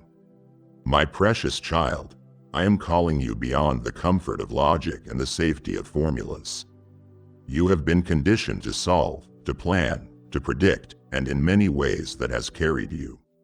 But this movement ahead of you, is not unlocked by intellect or calculation. It is unlocked by faith, not faith as a vague hope, but faith as a fierce surrender to my supernatural architecture within your life. Logic wants sequences, tragedy seeks depth, but I, sovereign of the unseen, am orchestrating a script that defies linear thinking. You won't understand how. You only need to believe that I do and that I already acted. There is a profound beauty in surrender that logic can't replicate, because surrender relinquishes control and invites my presence. You may be desperate for clarity, for certainty, for comprehensible signs that you are on track, but my ways transcend clarity. They emerge not from what you understand, but from what I speak. Sensitivity to my voice, whispered, waving, persuasive, is more powerful than any plan you have drawn up. You have strategized for decades. Now I am asking you to still your hands. Let me guide them. Let me realign your trajectory through touch, not through tactics. I have reserved a move like this just for my children who let go of formulas and let me write the future. Listen, striving will exhaust you. Strategy will fail you, but surrender, that sacred giving up of trying so hard, will become your greatest uprising. I want your faith to be a surrender, not a stunt. I want your sensitivity to be the lens through which you see my unfolding, not your schema. Let go of the grid. Let go of the blueprint. Let go of how and hold on to me. Let faith become your framework. Let sensitivity become your strategy. Let surrender become the soil where I plant your miracle. Because you don't need to figure it out. You need to believe in the one who already did. Beloved, there is a reason the timing of my move feels so divine. And it is not random. Everything has been calibrating, building, maturing until you reached a moment thick with readiness. That breakthrough hovering just beyond your reach, the weights behind the curtain, were not delays. They were preparation. Glory doesn't arrive on unfinished ground. I didn't skip seasons, I orchestrated your season. The weight of my glory is too great to be carried by a soul that isn't primed. And right now, because you have persevered, because you have believed, because your heart is tender and your spirit practiced, I am entrusting you with my weight. You are ready. You have borne things that would have broken others. You have held on when surrender whispered from every dark corner. You have prayed through seasons that felt eternal and kept whispering, "Thy will be done," even when your faith felt fragile. Why? Because I was building you into a vessel sturdy enough to hold what is coming next. The duration of the trial allowed your roots to sink deeper, your soul to strengthen, your faith to mature. And now when I pour out my glory, you will receive. Not be overtaken. You won't be overwhelmed, but overwhelmed in wonder. Not broken by brilliance, but buoyed by blessing. You will bear it beautifully because I prepared you to. This moment is not arbitrary. It is not a lucky break. It is the divine intersection of your readiness with my timing. The reason my glory lands is because your faith waited. The reason doors open is because you have grown tall enough to walk through them. The reason miracles arrive is because your heart stopped resisting and began receiving. You weren't ready 7 days ago. You weren't ready yesterday, but today you are. I have given you enough time to wring the prayers out of your heart, to shift the soil of your longing, to strengthen the courage awaiting its release. Now the mountain trembles not because of your rush, but because of my release into a prepared heart. So rise, beloved. Stand in this moment with open hands and surrendered strength. You have earned this, not by perfect performance, but by persevering faith.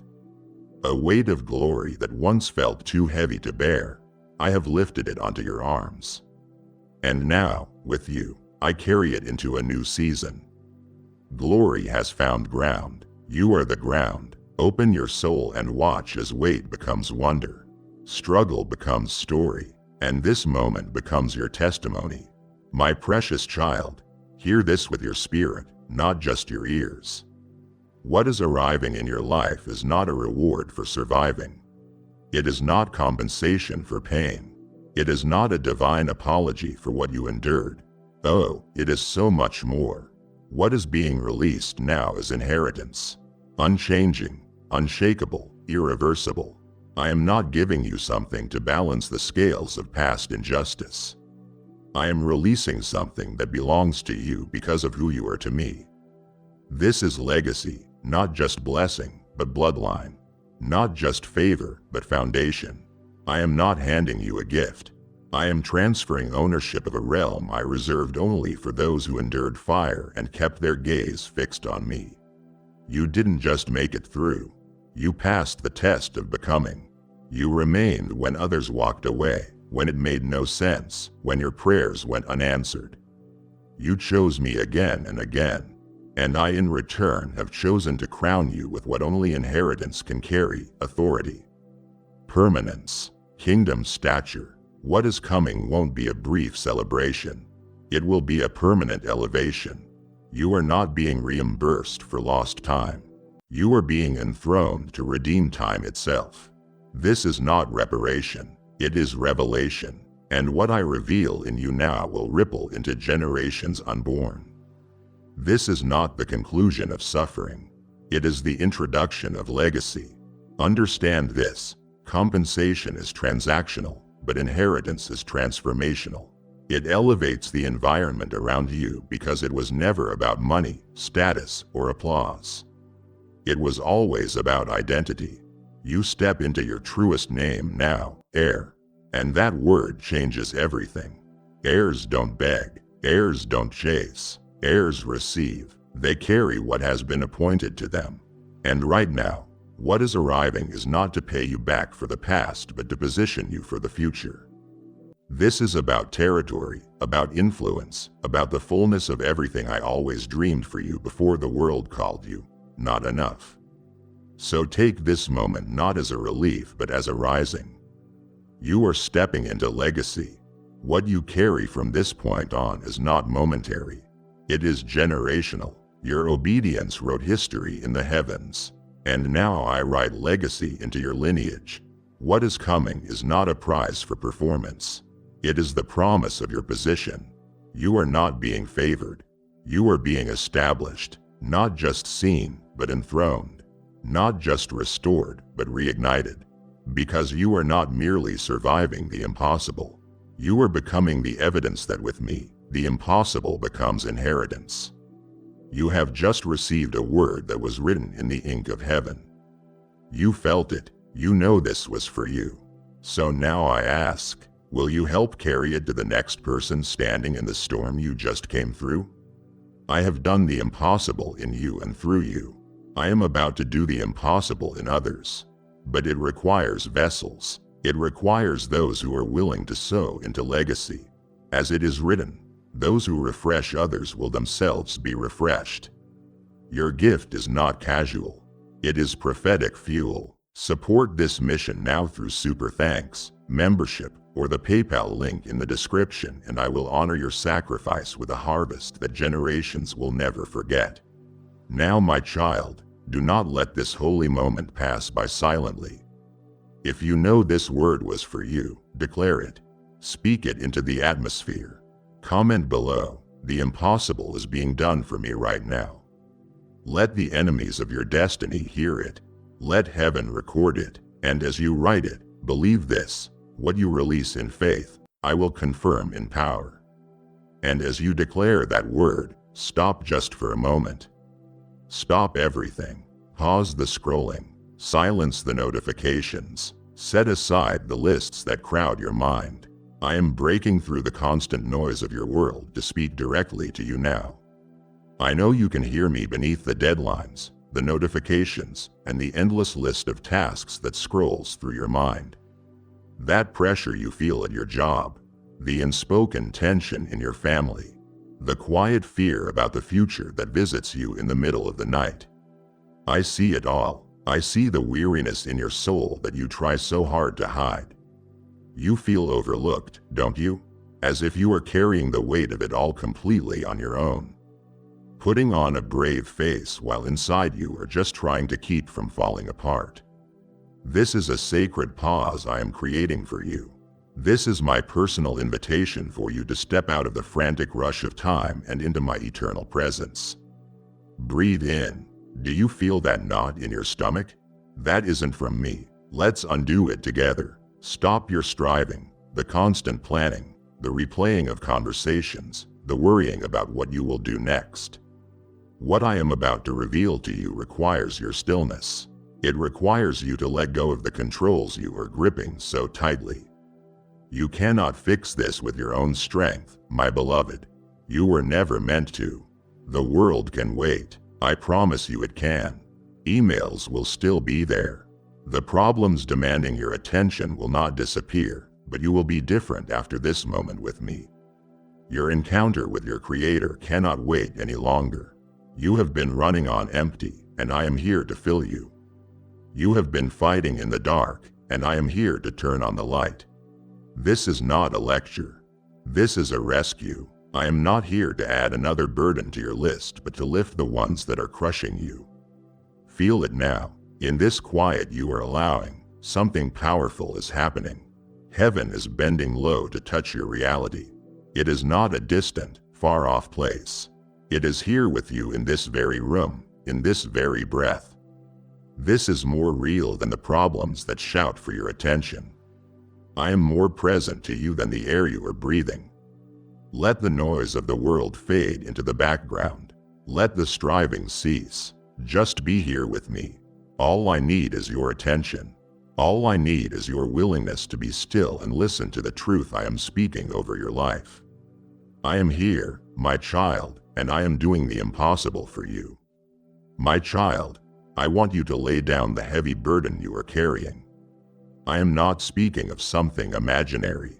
I am talking about the very real weight that you feel pressing on your chest when you awaken each morning. It is the burden of trying to solve everything in your own strength. You have been carrying it for so long you may not even realize how heavy it has become. It is the knot of anxiety in your stomach when you think about that unresolved conflict. The tension in your shoulders as you try to figure out how the bills will be paid. The exhaustion behind your eyes from sleepless nights spent replaying your worries. You have been toiling, wrestling with these problems until your spirit is raw and weary. Now I am commanding you to stop. Cease your anxious toil. You were not created to carry the weight of the world upon your shoulders. I did not design your heart to withstand that much pressure. I fashioned you for fellowship with me, to walk in a rhythm of grace, to live from a place of trust, not a place of unending stress. Look at your hands. They were made to create, to help, to hold. But you have been using them to grip the reins of your life with white-knuckled fear. Your mind, which I designed for wisdom and peace, has become a battlefield of worst-case scenarios. This is not the abundant life I promised you. Listen to me carefully, for this is a truth that will set you free. Your surrender is not defeat. The world has taught you that letting go is a sign of weakness. That to give up is to fail. But I am telling you that in my kingdom, your surrender is the prerequisite for my victory. It is the most powerful move you can make. It is the moment you stop fighting for me and finally let me fight through you. Your surrender is not you waving a white flag to your circumstances.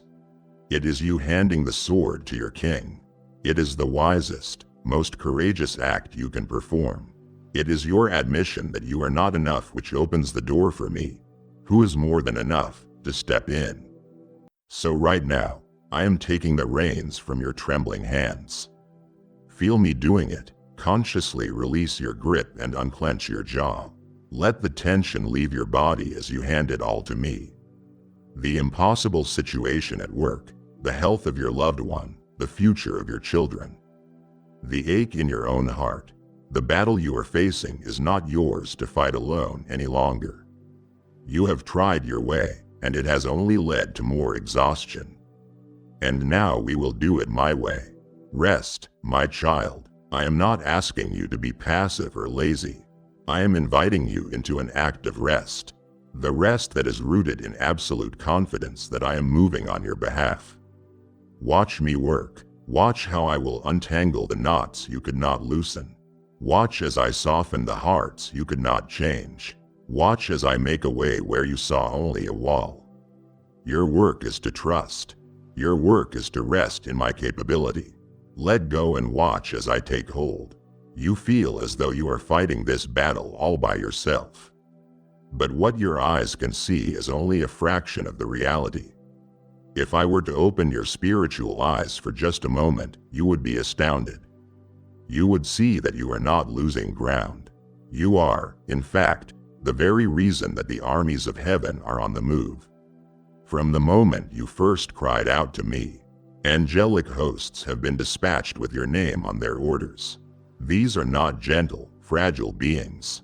They are mighty warriors of light, and they are on assignment specifically for you, moving to enforce the victory that was secured for you on the cross.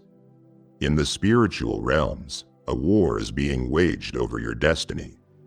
The heaviness you have felt, the cloud of confusion that has tried to settle in your mind, the spirit of despair that whispers lies to you in the dark, these are not random emotions.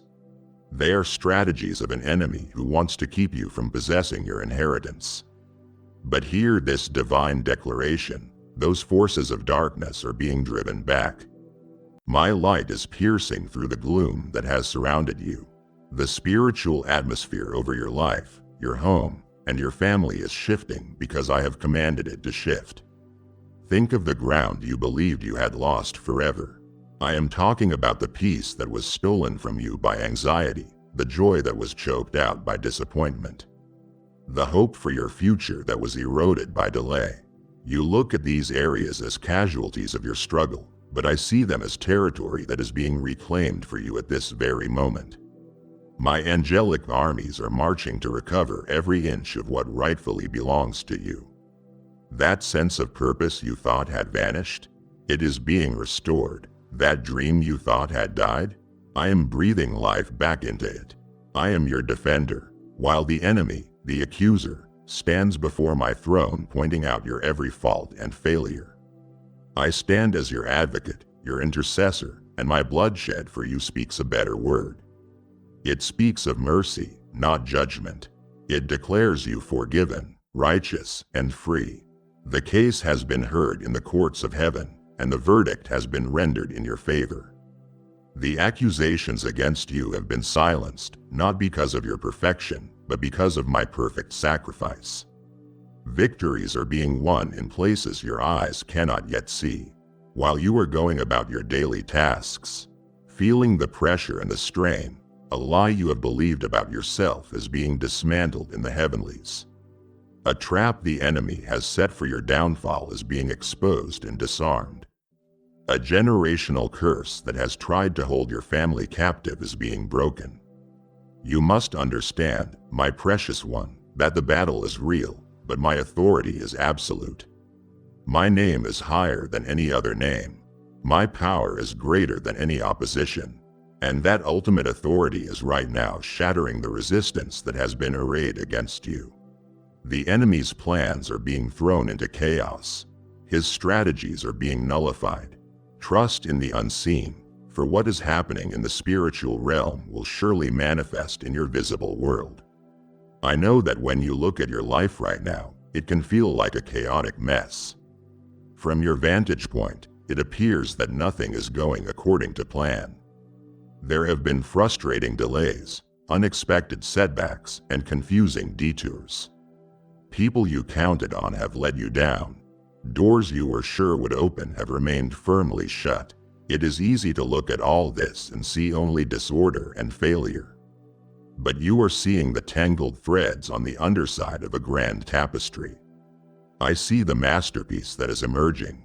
What appears to you as chaos is in fact my divine choreography. I am moving people, shifting situations, and aligning events for your ultimate good. You must trust my process even when it makes no sense to you. That person who suddenly walked out of your life, it was my hand of mercy protecting you from a heartache you could not yet see. The job you didn't get, the one you wanted so desperately, it was my divine wisdom redirecting you from a path that would have limited you, steering you towards something far greater that I have prepared. Even the difficult person who seems to be your greatest obstacle is an instrument in my hand, one that I am using to forge a strength and a patience in you that you could gain in no other way. Every closed door you have encountered has been an act of my protection. You have mourned these closures, seeing them as rejection or failure, but I invite you now to thank me for them. I have shut those doors to keep you from paths that were not my best for you, to save you from relationships that would have wounded you, and to prevent you from settling for less than the destiny I have planned. But hear me now, the open doors that are coming will be my divine provision. And when I open the door, no person and no power can shut it. I am making your crooked paths straight. I see the whole map of your life, including the wrong turns you have taken and the detours caused by the choices of others. In my divine economy, nothing is ever wasted. I am redeeming every misstep, every moment of lost time. I am weaving even your past mistakes into the fabric of your testimony, turning what was meant for your harm into a platform for my glory. That winding, confusing road you have been on is being straightened out by my sovereign hand, leading you precisely to the destination I have ordained for you from the beginning. So I ask you, my child, to look again at the very thing that seems to be your biggest obstacle, that mountain of a problem that stands before you, blocking your view of the future. Do you see it? Now hear my word over it. That obstacle is becoming your stepping stone. I am transforming the very thing you thought would take you down into the very thing that will lift you up. I am the master weaver of your life's tapestry, and I promise you, when you see the finished work from my perspective, you will understand that every single thread, even the dark and painful ones, had a perfect purpose. Trust me, my child. Let us now speak of the one place where the battle has been most intense, your own heart. I see beyond the brave face you show the world. I see the hidden wounds, the old scars that still ache when touched by a memory. I know the rejection that made you feel worthless, the betrayal that shattered your ability to trust, the failure that draped a cloak of shame over you that you have struggled to remove. You feel fragmented, as if parts of your soul have been broken off and scattered by the storms of life. Hear me now, for I am the divine healer. I am gathering every single one of those fragmented pieces of your soul. My hands, the same hands that formed the mountains and spun the galaxies into existence, are now moving with infinite tenderness to make you whole again. I am pouring the healing oil of my spirit upon the wounds you thought would never heal, those raw places of bitterness, the deep infections of unforgiveness, the nagging pain of grief. Receive my healing now. It flows like a warm, soothing balm into the deepest recesses of your heart, cleansing, disinfecting, and beginning the work of closing wounds that have been open for far too long. This is not a superficial patch. This is a deep, supernatural surgery of the soul performed with perfect love and precision. You do not have to live with that pain forever. Today, the healing begins. I am rewriting the painful narratives that have played on a loop in your mind. You know the ones I mean. The story that says, I am not lovable. The one that whispers, I will always be abandoned. The one that shouts, I can never be truly forgiven for what I did. These are lies from the enemy written in the ink of your past pain. But I am dipping my pen into the ink of my own redeeming blood, and I am writing a new story over your life. My story says, you are deeply loved, you are chosen, you are righteous in my sight, you are mine. I am canceling the old narratives and establishing my truth as the new foundation of your identity. From the ashes of your greatest pain, I am bringing forth incomprehensible beauty. Do not despise the places where you have been burned and broken. Do not look upon your past sorrows as a wasteland, for it is in that very soil, watered by your tears and tilled by your suffering, that I am planting the seeds of your most powerful ministry. The strength you are gaining, the compassion that is growing in your heart, the wisdom you are acquiring, all of it is rising from the ashes. Your greatest mess is becoming your most profound message. Your deepest wounds will qualify you to heal others. I am silencing the inner voice of shame that has been your constant accuser. That critical, condemning voice that magnifies your flaws and reminds you of every mistake, it is not my voice. I command that voice to be silent now, and into that new silence, I am singing my song of acceptance and delight over you. Listen for it. It is a melody of pure grace. Can you hear it? It calls you beloved. It calls you cherished. It calls you worthy. Let my song become the new soundtrack of your soul, drowning out every other voice. And with this healing, I am fortifying your heart with a peace that surpasses all human understanding. A peace that will stand guard over you. A peace that the world cannot give and can never take away. I am in the very process of mending the deepest parts of your heart. To turn away now would be to leave the healing incomplete. Do not grieve my spirit by walking away from the very words I am using to make you whole. Stay with me. There is so much more I must restore. Now, my child, let us address the practical fear that grips your heart. I see you looking at the numbers, the balance in your bank account, the stack of bills on the table. I hear the anxious calculations running through your mind, the constant, draining worry of not enough. You see a deficit. You see a dwindling supply. You see a dead end. Your human reasoning has concluded that your situation is impossible. You have looked at your job, your abilities, and your opportunities, and you have found them wanting. But your problem is not that your resources are too small.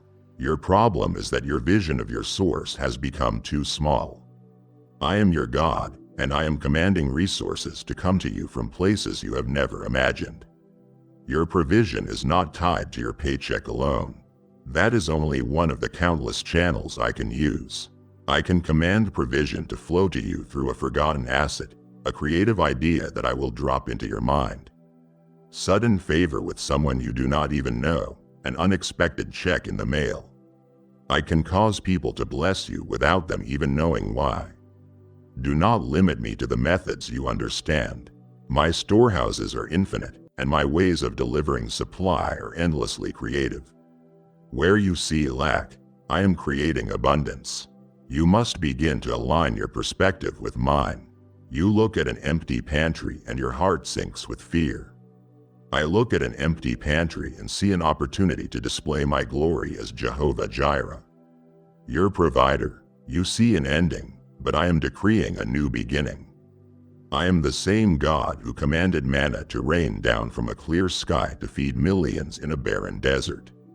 I am the same God who commanded water to gush from a lifeless rock.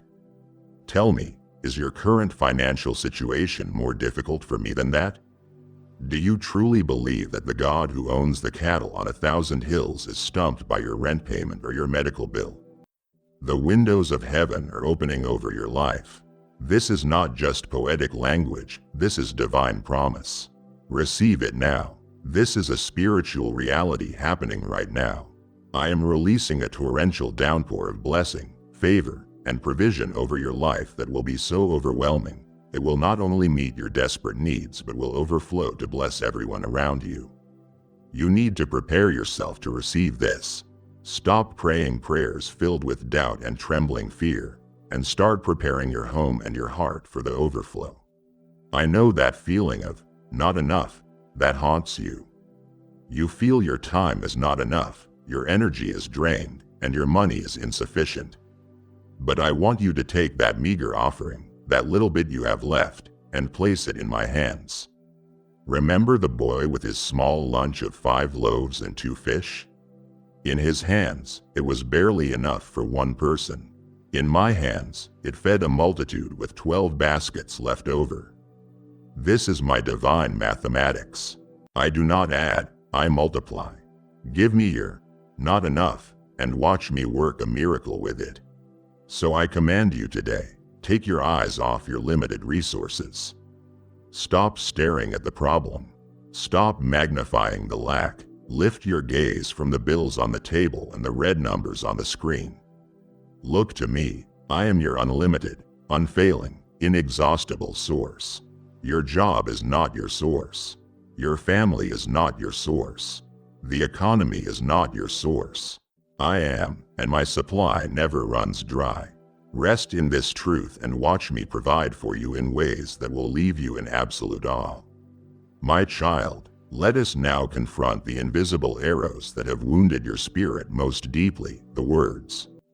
The words spoken over you by others and the even harsher words you speak to yourself.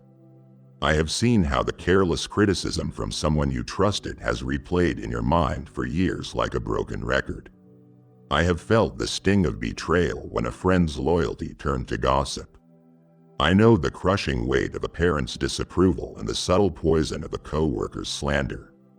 These words have tried to weave a false identity around you, a heavy cloak of inadequacy you were never meant to wear. And even more relentless has been the voice of your own inner critic, the one that magnifies every mistake and catalogs every failure. That voice is the loudest of all, isn't it? It has convinced you that you are a disappointment, that you are not enough, that you have made too many mistakes to ever be truly used by me. Today, by the authority of my eternal name, I am silencing those voices. I am canceling every single word, every curse, every negative pronouncement spoken against you that does not align with my absolute truth in the spiritual realm. This is a divine and legal decree. I am stamping every lie with a seal of null and void. The power those words held over you, their ability to shape your emotions and dictate your worth, is now officially revoked by the King of Heaven and Earth. I want you to visualize those words, those painful, heavy words, turning to dust and blowing away in the wind of my spirit. They no longer have any claim on you. Their legal right to torment you has been terminated. I am exposing the lies of the enemy that have haunted your thoughts for so long. The lie that says, you will always struggle with this. The lie that whispers, you are a fraud and you will be found out. The lie that screams, you are damaged beyond repair. These are the phantom chains that have held you captive. Now hear my truth that shatters them.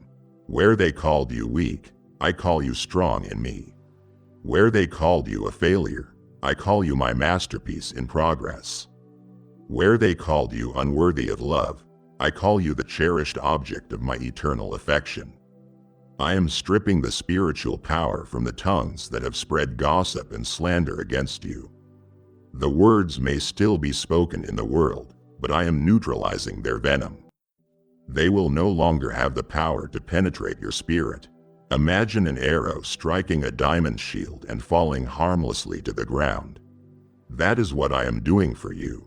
I am releasing you from the suffocating grip of condemnation and false guilt. There is a difference between the gentle conviction of my spirit, which lovingly leads you to repentance and freedom, and the harsh, paralyzing condemnation of the enemy, which pushes you into a spiral of shame. That heavy, dirty feeling of unending shame is not from me. I am lifting it from your shoulders now. I am washing you clean. Remember this, my beloved, my blood speaks a better word over you. While all the other voices accuse, my blood shouts your defense. It shouts, forgiven. It shouts, righteous. It shouts, clean. It shouts, mine. This is the final, unanswerable verdict that silences every other claim. So listen only to my voice now. I need you to intentionally tune out the frequency of accusation and tune into the frequency of my love. It is a constant, gentle whisper beneath all the other noise. Can you hear it? It is calling you by your true name. Beloved, the enemy of your soul has greatly overplayed his hand. In his pride and his arrogance, he believed that the circumstances he stirred up against you would lead to your final downfall. He thought the betrayal would crush your spirit. He thought the financial pressure would break your faith and the humiliation would silence your testimony forever. He has been watching and celebrating what he perceives as your defeat. But he has made a critical error. He has forgotten that I am the master strategist. He has forgotten that I am a God of redemption and that I take the very weapons he forms against you and I use them for your promotion. Remember my servant Joseph? His brothers, consumed by jealousy, threw him in a pit and sold him into slavery with the express purpose of destroying his dream and his destiny. From a human perspective, their plans succeeded. He was enslaved, falsely accused, and thrown into prison. It was a complete and total devastation of his life. But in reality, every step of that downward spiral was a step I was using to position him for the throne. The pit, the slavery, the prison, these were the unlikely path to the palace. That betrayal was the very event that set him on the course to become a ruler and to save his family and the world. In the exact same way, my child, I am turning the tables on your enemy. The very plot that was designed to destroy you, I am now transforming into the platform for your greatest testimony and your highest honor. A great reversal is now taking place in your favor. I want you to feel the shift. The spiritual tide is turning. The momentum that was against you is now moving with undeniable force for you. The things that have been draining you will begin to energize you. The situations that have been confusing you will begin to have supernatural clarity. Things in your life that have been stuck, stagnant, and unmoving are now beginning to flow in the opposite direction toward my promised victory. Those who have looked down on you, dismissed you, underestimated you, or mocked your faith, prepare yourself. They are about to witness the undeniable evidence of my hand of favor upon your life. This is not for your revenge, but for my glory. They will see you lifted up. They will see you blessed. They will see you walking in a peace and a strength that defies your circumstances, and they will be forced to acknowledge that your God is real and that He is with you. Your life will become a sign and a wonder to them. Your season of mourning is being turned into a season of dancing. I am literally lifting the spirit of heaviness from you and replacing it with a garment of praise. Where tears have been your constant companion, a spontaneous and inexpressible joy is about to well up within your soul. You will find yourself smiling for no apparent reason. You will feel a lightness in your spirit and a new song in your heart. The sorrow is not just being taken away, it is being transformed and redeemed into a joy that is deeper and richer than any you have known before. In my kingdom, the first shall be last, and the last shall be first. The humble shall be exalted. You have felt like you are last in line. You have felt overlooked, forgotten, and left behind. But I am bringing you to the front. I am enacting a divine reordering. The pit the enemy dug for you is about to become the very stage from which you will proclaim my faithfulness. The cross he intended for your death is becoming your symbol of resurrection and life. This is my signature move, my pattern of redemption, and it is happening for you right now. My child, I know the fire of this trial feels intensely hot. There are moments when you are certain you will be consumed by it, when the pressure is so immense you feel that you will surely break. You have cried out, asking me why I would allow such a painful and relentless process. You see the flames and you feel the searing heat, and your first instinct is to escape. But I need you to understand what I, the divine goldsmith, am doing. This fire is not meant to consume you, it is meant to refine you. I am with you in the fire. I have not abandoned you to the flames. Like a master refiner of gold, I am sitting by the fire, watching you with the most careful and loving attention. The purpose of this intense heat is to burn away the dross, the impurities in your character that have hindered you and weighed you down. The fire is separating from you the fear that has paralyzed you, the pride that has deceived you, the impatience that has frustrated you, and the unbelief that has limited me in your life. The fire is not destroying the precious, eternal gold of who you are in me. It is only burning away what is not you, what is not of me. And I promise you this, I will not leave you in the furnace a single moment longer than is necessary. I will pull you out at the precise moment that I can look into you and see the pure reflection of my own Son.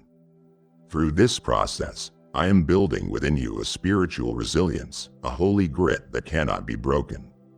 You are developing a strength that is not brittle, not based on your own willpower, but a flexible, enduring strength that is rooted in your absolute dependence on me. You are learning to be knocked down by life and to get back up, not with a bitter or grim determination, but with a joyful confidence that I am your strength. You are becoming unshakable. The winds of circumstance that once terrified you and threw you off course will soon be unable to move you. This trial is revealing a strength you did not know you possessed. You have thought of yourself as weak, but you have endured. You have felt like giving up, but you have held on. This is because the pressure is causing the strength that I placed within you from the beginning to rise to the surface. It was always there, dormant, waiting for the right conditions to be activated. This trial is its activation. You are discovering who you truly are in me, and you are far stronger than you ever believed. Think of me as the master sculptor and this trial as my chisel. I know the chisel can feel sharp and painful at times. I know it hurts as I chip away the pieces of your old self that are not part of the final masterpiece I envision. But every chip, every cut is made with loving precision. My goal is to sculpt you into the beautiful and glorious image of Jesus. With every test of your patience, you are becoming more patient. With every trial of your faith, you are becoming more faithful. With every opportunity to forgive, you are becoming more loving. Do not grow weary, for every moment of this temporary trial is producing for you an eternal weight of glory that is far beyond all comparison. This pain has a profound and eternal purpose. It is not meaningless suffering. It is a divine investment in your eternal character and your heavenly reward. Through this, you are becoming a pillar in my heavenly temple. A pillar is a symbol of strength, stability, and permanence. You are being forged into someone that others can lean on, a living monument, a powerful testament to my unwavering faithfulness in the midst of the fire. You have been robbed, my child. You must understand this. The enemy is a thief, and his primary mission is to steal, kill, and destroy. He has stolen from you, and it has left you with a deep and aching sense of loss. Let us be clear about what was taken. He has stolen years of your life, consuming them with anxiety and fear when you should have been living in peace.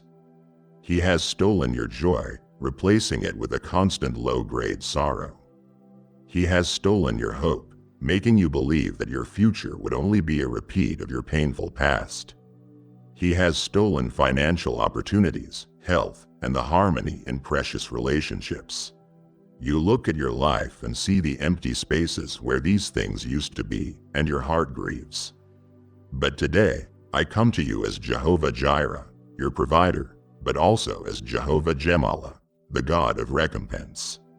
I declare to you that I am the restorer of the years the locusts have eaten. I am the Lord of time, and I am not bound by its linear progression. I can redeem the time you feel has been wasted. I can restore the opportunities you think have passed you by. I can accomplish in a single season for you what would have normally taken a decade. The time you have lost to struggle, to sickness, to waiting, and to wandering is not lost to me. I will restore it. The joy, peace, and hope that were stolen from you are being returned right now. But they are not just being returned to their former levels. Oh no, that is not my way. They are being returned to you in the measure of my kingdom, pressed down, shaken together, and running over. The joy that is coming will be deeper than the sorrow you have known.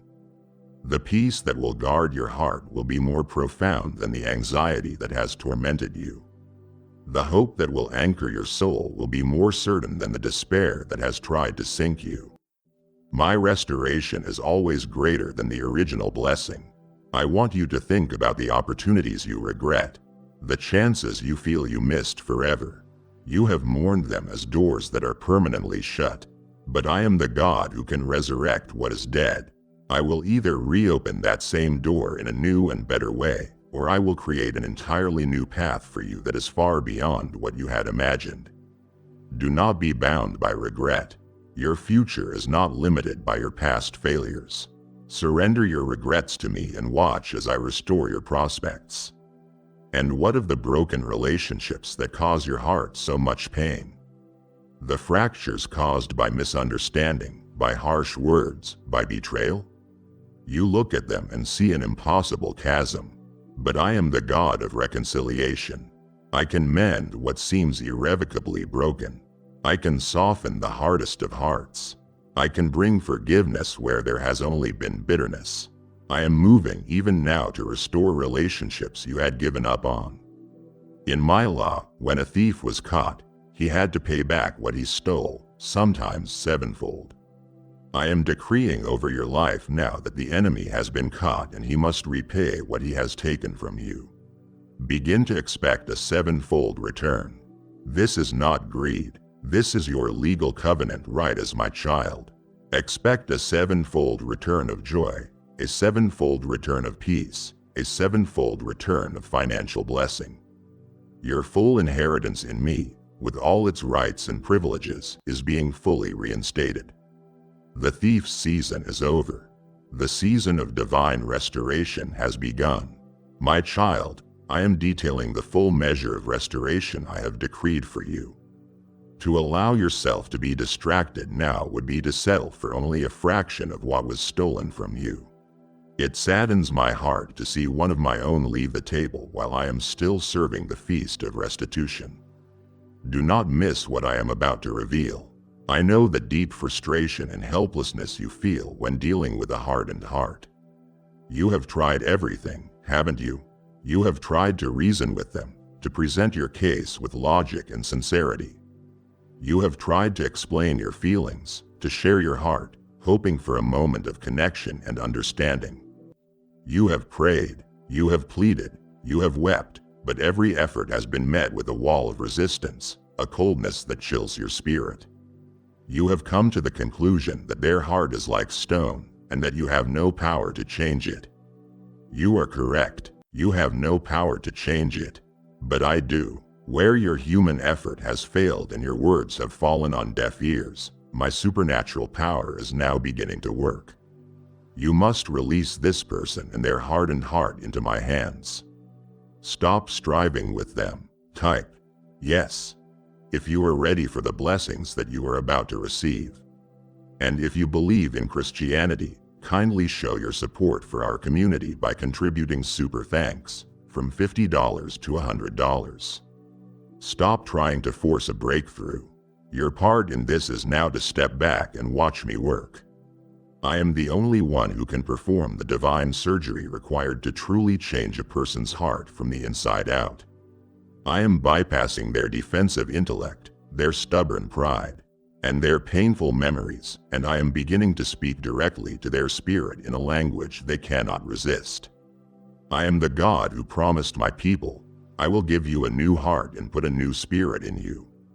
I will remove from you your heart of stone and give you a heart of flesh. This is not just a promise for salvation. It is a promise for every relational impossibility you face. I am beginning to enact this promise on your behalf. I want you to visualize that heart of stone. See its hardness, its coldness, its inability to feel. Now see my hand touching it. See my divine warmth beginning to penetrate it, causing cracks to appear in its stony surface. A new softness, a new openness, a new ability to feel empathy and love is being created where it did not exist before. In the barren soil of your broken relationship, where nothing good has been able to grow for so long, I am sending my spirit like a gentle soaking rain. This rain is softening the hard, dry ground of their heart. And into that newly softened soil, I am planting seeds. Seeds of understanding, seeds of mercy, seeds of forgiveness, seeds of a desire for peace and reconciliation. You cannot see these seeds now, but they are being planted. And in my perfect time, they will sprout and grow. The walls of bitterness, resentment, and misunderstanding that have stood between you are beginning to crumble. You have been speaking to the wall, but I am speaking to its foundations. My presence is like a divine earthquake, gently but powerfully shaking the very things that have held this wall in place. It is not your arguments, but my love that will bring it down. So, I want you to prepare yourself for a shift. Prepare for communication where there has only been a painful, deafening silence. Do not be surprised when you receive a word, a sign, an unexpected opening for peace. Be ready to respond with grace, not with a recital of past hurts. Think of the animosity and stubbornness as a permanent hardened stain that no amount of scrubbing on your part can remove. Now see my love. My love is a divine solvent. It has the power to dissolve the most deep-seated resentment, to cleanse the most bitter of memories, and to wash away years of accumulated pain, leaving no trace of the former hostility. Stop trying to force the change. Your role now is to pray, to forgive, and to release them into the hands of the only one whose love is powerful enough to melt a heart of stone. My child, you have been staring at walls for far too long. In your mind, you have paced back and forth before the towering, impossible barriers in your life. You have looked ahead and seen no way forward. The path you thought you were on has come to a dead end. The gate to your promise seems rusted shut, and the people who hold the keys are not answering your call. You have exhausted every strategy, every connection, every ounce of your own strength trying to force a way through.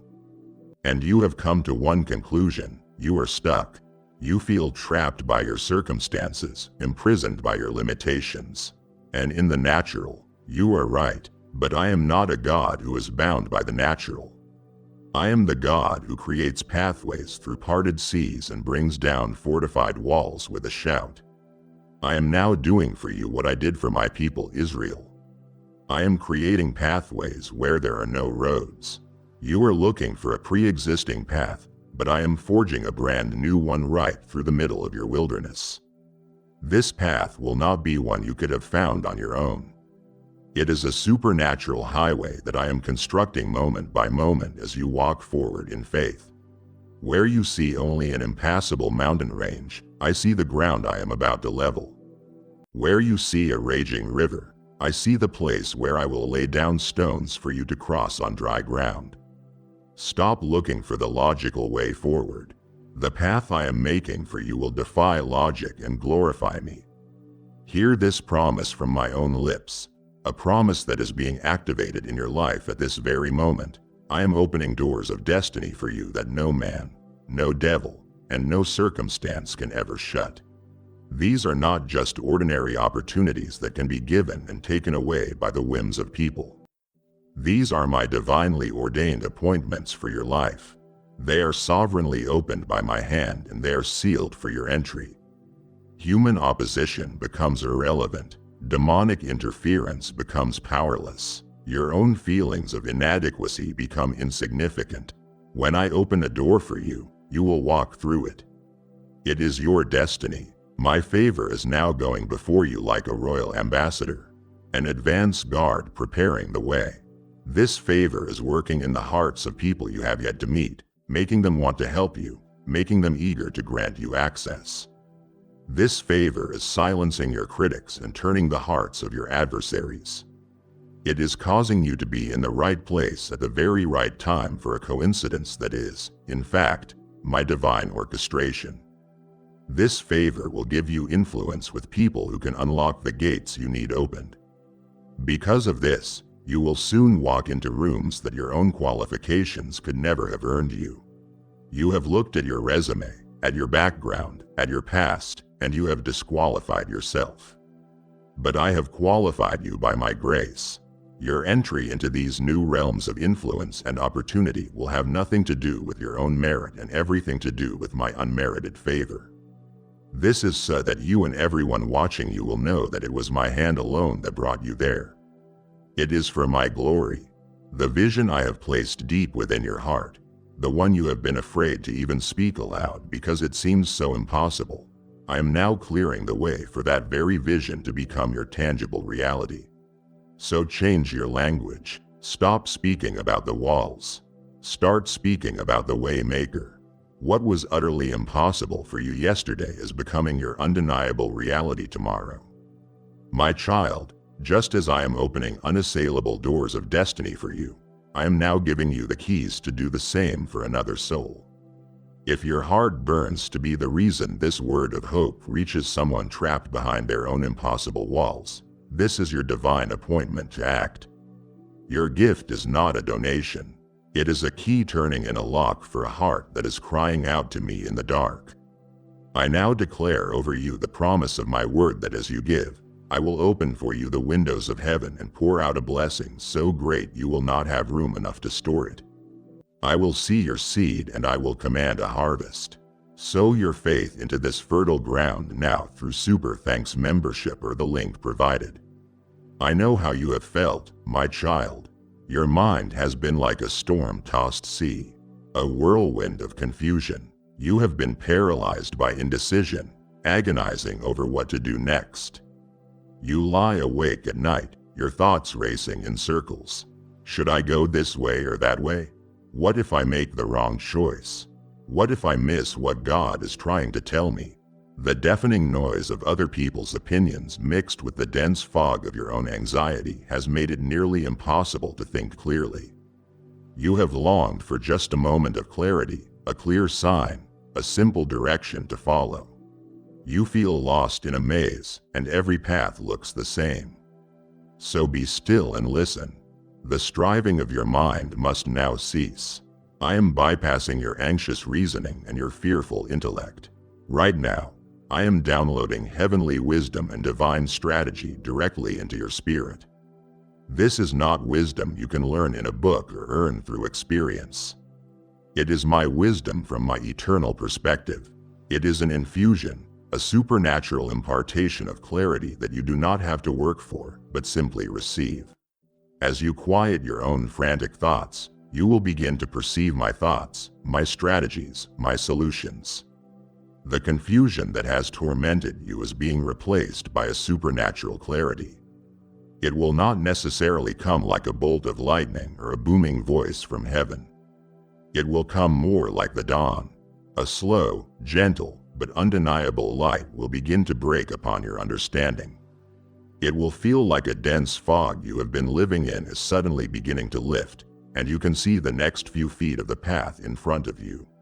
This clarity will manifest as a quiet inner knowing, a deep-seated peace and certainty about what you are to do next. While others are running around in a panic, you will have a calm assurance in your spirit because you are hearing from me. I want you to bring to me now the most complex, tangled, and unsolvable problem you are facing.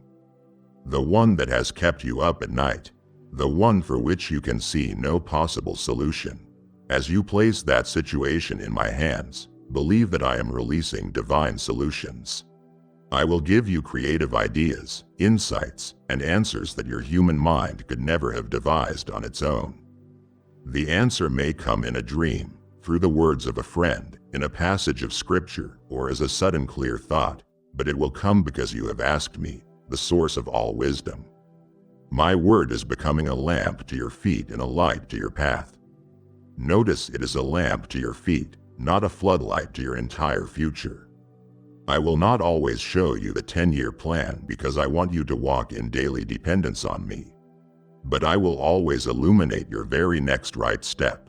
Your responsibility is not to figure out the whole journey, but to bravely take that one illuminated step in front of you, trusting that when you do, I will light up the one after that.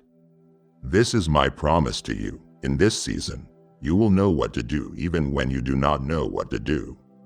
Your spirit, connected to my spirit, will become your guide. You will have a divine intuition that steers you away from danger and toward my provision. This is because I am giving you the mind of Christ. This means you are receiving the ability to see your circumstances not from a place of fear, but from my perspective of faith. You will be able to think thoughts of victory in the middle of the battle.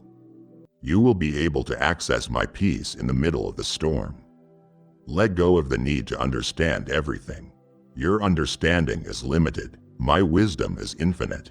Be trusted. My child, let us speak now about the invisible currents that have tried to shape your life, the unseen forces that have attempted to pull you and your family in the wrong direction for generations. You have seen them, haven't you? The recurring patterns of struggle. Perhaps it is a spirit of poverty that ensures that just when your family gets ahead, something always happens to pull them back into lack. Perhaps it is a familiar pattern of anger, of addiction, of divorce, or of chronic sickness that has shown up in your grandparents, your parents, and now is trying to lay claim to you and your children. You have fought against these things in your own strength, wondering why you keep ending up in the same struggles. It is because you have been fighting against a generational chain. But today, the chain breaks. Hear the sound of it in the spirit realm. By the power of the blood of my Son, Jesus, I am shattering these invisible chains. I am not gently unlocking them. I am using my divine power to utterly demolish them, to annihilate their influence over your life. This is a definitive, final, and legal act in the courts of heaven. The links of inherited failure, of fear, of depression, of infirmity, are being pulverized into dust. They will no longer have the strength to hold you or to pull you back. You are being set free. I am setting you free from the destiny that your bloodline tried to assign to you. The pattern of failure that seems to strike right at the moment of your breakthrough is broken. The chronic sickness that the world says is in your genes has its power nullified by my healing word. The cycle of broken relationships and family strife ends now. The poverty mindset that has kept you thinking small and expecting little is being uprooted and replaced with a mindset of my kingdom abundance. The curse is broken. Any curse spoken over your family line, any illegal right that the enemy has claimed because of the sins of your ancestors, has been fully and completely paid for and canceled by the sacrifice of my Son on the cross. He became a curse for you so that you could walk in the blessing. Therefore, I declare that you are no longer living under a closed heaven of generational struggle. You are now living, breathing, and operating under a wide open heaven of my divine blessing. This is your new identity, and this is your new calling. You are a chain breaker. Your freedom is not just for you, it is a gift that will impact generations to come. I am positioning you as a transitional character in your family's history. You are the one who stands in the gap and says, "As for me and my house, we will serve the Lord." You are the one through whom I am establishing a new legacy. A new story is beginning with you. The old story of struggle, lack, and brokenness finds its end in you. The new story of freedom, victory, abundance, and godly heritage begins with you. Your children and your children's children will be blessed because of the stand you are taking today. This is possible because the blood of my Son has completely rewritten your spiritual DNA. This is a truth you must hold on to with all your might. Your primary identity is no longer defined by your earthly bloodline. You have been born again into my divine bloodline. The tendencies, the weaknesses, and the curses of your old lineage no longer have dominion over you. You have been given a new spiritual heritage, one that is defined by righteousness, peace, joy, and victory. Walk in this freedom, chain breaker. Your new legacy starts now. We have spoken of your spirit, but I am not finished with the complete transformation of your life. Can you feel the weight of this holy moment? It would pain me to see you receive only a portion of the wholeness I have for you. The next truth I have is vital for your new beginning. Listen still, my child. I have not overlooked your physical suffering. I see the pain in your body that you live with every day. I know the deep weariness that comes from a chronic condition, the wave of fear that crashes over you when you hear a frightening diagnosis from a doctor, and the immense frustration of living in a body that feels like it has betrayed you. You have prayed for healing, and at times it has felt like your prayers have gone unanswered. You have wondered if it is my will for you to remain in this state of affliction. Let me be clear with you, for I am the Lord who does not change. Your healing has already been paid for. This is not something you must strive to earn or beg me for. It is a finished work accomplished by my Son Jesus on the cross. His back was torn by stripes so that your body could be made whole. Sickness was nailed to that cross with him. Your healing is a purchased possession, a vital part of the inheritance that belongs to you as my child. Your part is not to persuade me to heal you, but to learn how to receive the healing that has already been provided for you. I am your creator. I formed you in your mother's womb. The same voice that spoke the universe into existence, the same voice that commanded, "Let there be light," is now speaking life and divine renewal to every part of your body. I speak to every cell, commanding it to come into alignment with my original design of health and wholeness. I speak to your immune system, commanding it to function with perfect God-given wisdom. I speak to every tissue, every organ, every system in your body. And I declare that the life of God, my own resurrection life, is flowing through you now, bringing healing, restoration, and renewal. In light of this truth, you must see sickness and disease for what they truly are. They are illegal trespassers. The enemy is attempting to occupy territory in your body that does not belong to him. Your body is the temple of my Holy Spirit, and it has been bought and paid for by the precious blood of my Son. Therefore, sickness has no legal right to be there. I am giving you the authority to stand on my word, and in the name of Jesus command these illegal squatters to leave your property. I am breathing new strength into your mortal frame. Just as I breathed the breath of life into the first man, Adam, I am now breathing my Zoe life, my eternal, divine, resilient life, into your physical body. Receive it now by faith. Let my breath displace the weakness. Let my strength displace the pain. Let my wholeness displace the affliction. Remember my covenant name. I am Jehovah Rapha, the Lord your healer. It is not just something I do, it is a core part of my very nature and character. I do not change. The same healing power that flowed through Jesus as he walked the earth, the same power that raised him from the dead, is the same power that is at work in you right now. A medical report is simply a description of the facts in the natural realm. And while we do not deny those facts, they are subject to change. My word, however, is the eternal truth of the supernatural realm. And my truth has the divine power to change the facts. A doctor's opinion is not the final word concerning your health. My report is the final word. And my report says, by his stripes, you were healed. Stand on my report. You have lived for much of your life within the safe but small confines of what you believed you could handle. You have defined the borders of your own life based on your past experiences, your perceived weaknesses, your educational background, and your current energy levels. You have looked at your own container and said, "This is my capacity. This is all I can manage." You have prayed for blessings, but only for blessings that would comfortably fit inside the small box you have built for your life. But the blessings I am about to pour out will not fit in your current container. Therefore, I must first expand your capacity. I am enlarging the territory of your influence and your heart. Remember the prayer of my servant Jabez, who cried out, "Oh, that you would bless me and enlarge my territory." That is the prayer I am answering for you right now. Even before you have prayed it, I am pushing back the borders of your life. The small world you have been living in is about to get significantly bigger. Your influence will reach further. Your voice will be heard by more people. Your heart will be stretched to love more, to give more, and to feel more of my compassion for a hurting world. I am increasing your capacity to receive. A small cup cannot contain a flood. If I were to pour out the full measure of blessing I have for you right now, it would overwhelm you and be wasted. So, I am stretching you.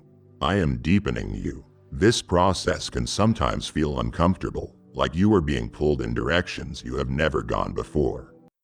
But this stretching is a grace. I am making you a larger vessel, one that can contain the weight and the volume of the abundance I am releasing into your life. The blessing is coming, but first, I am making room in you for the blessing. All the self-imposed limitations you have placed on yourself are being demolished. I am speaking directly to the lies you have believed that have kept you small, the thought that says, "I could never lead that ministry," or "I'm not smart enough to start that business," or "I don't have the resources to fund that dream." These are the walls of your self-made prison. Today, I am taking a divine sledgehammer to those walls. I am canceling your agreement with inadequacy. Your capacity is not determined by your ability, but by my ability working in you. With this expanded influence, you must prepare for more responsibility. In my kingdom, blessing and responsibility are two sides of the same coin. I am not blessing you simply for your own comfort and enjoyment. I am blessing you to be a blessing. I am entrusting you with more so that you can have a greater impact for my glory. I am preparing you to carry a greater weight of responsibility in your family, in your community, and in my church. Do not be afraid of this weight. I will give you the grace and strength to carry it. To handle all of this, your very thinking is being stretched. I command you to stop thinking small thoughts. I am delivering you from a survival mindset and giving you a kingdom mindset. I am upgrading your thinking to accommodate the sheer magnitude of my plans for you. You must make room in your expectations for me to do exceedingly, abundantly above and beyond all that you could ever ask or even think. This entire process of expansion has one ultimate goal. You are being made ready to carry the weight of the glory I am bestowing. You are being transformed into a vessel that can contain and display a greater measure of my presence and my power to the world around you. Get ready. Your world is about to expand. My beloved child, we must talk about your greatest battle. It has not been with your finances, your health, or the people around you. Your most significant and exhausting war has been waged within your own mind, with your own perspective. For too long, you have been looking at your life through a lens that has been clouded by fear, distorted by the smudges of past disappointments, and focused intensely on the size of the giants in your land. You have been living in the valley, and from there, the mountains of your problems look immense, powerful, and utterly insurmountable.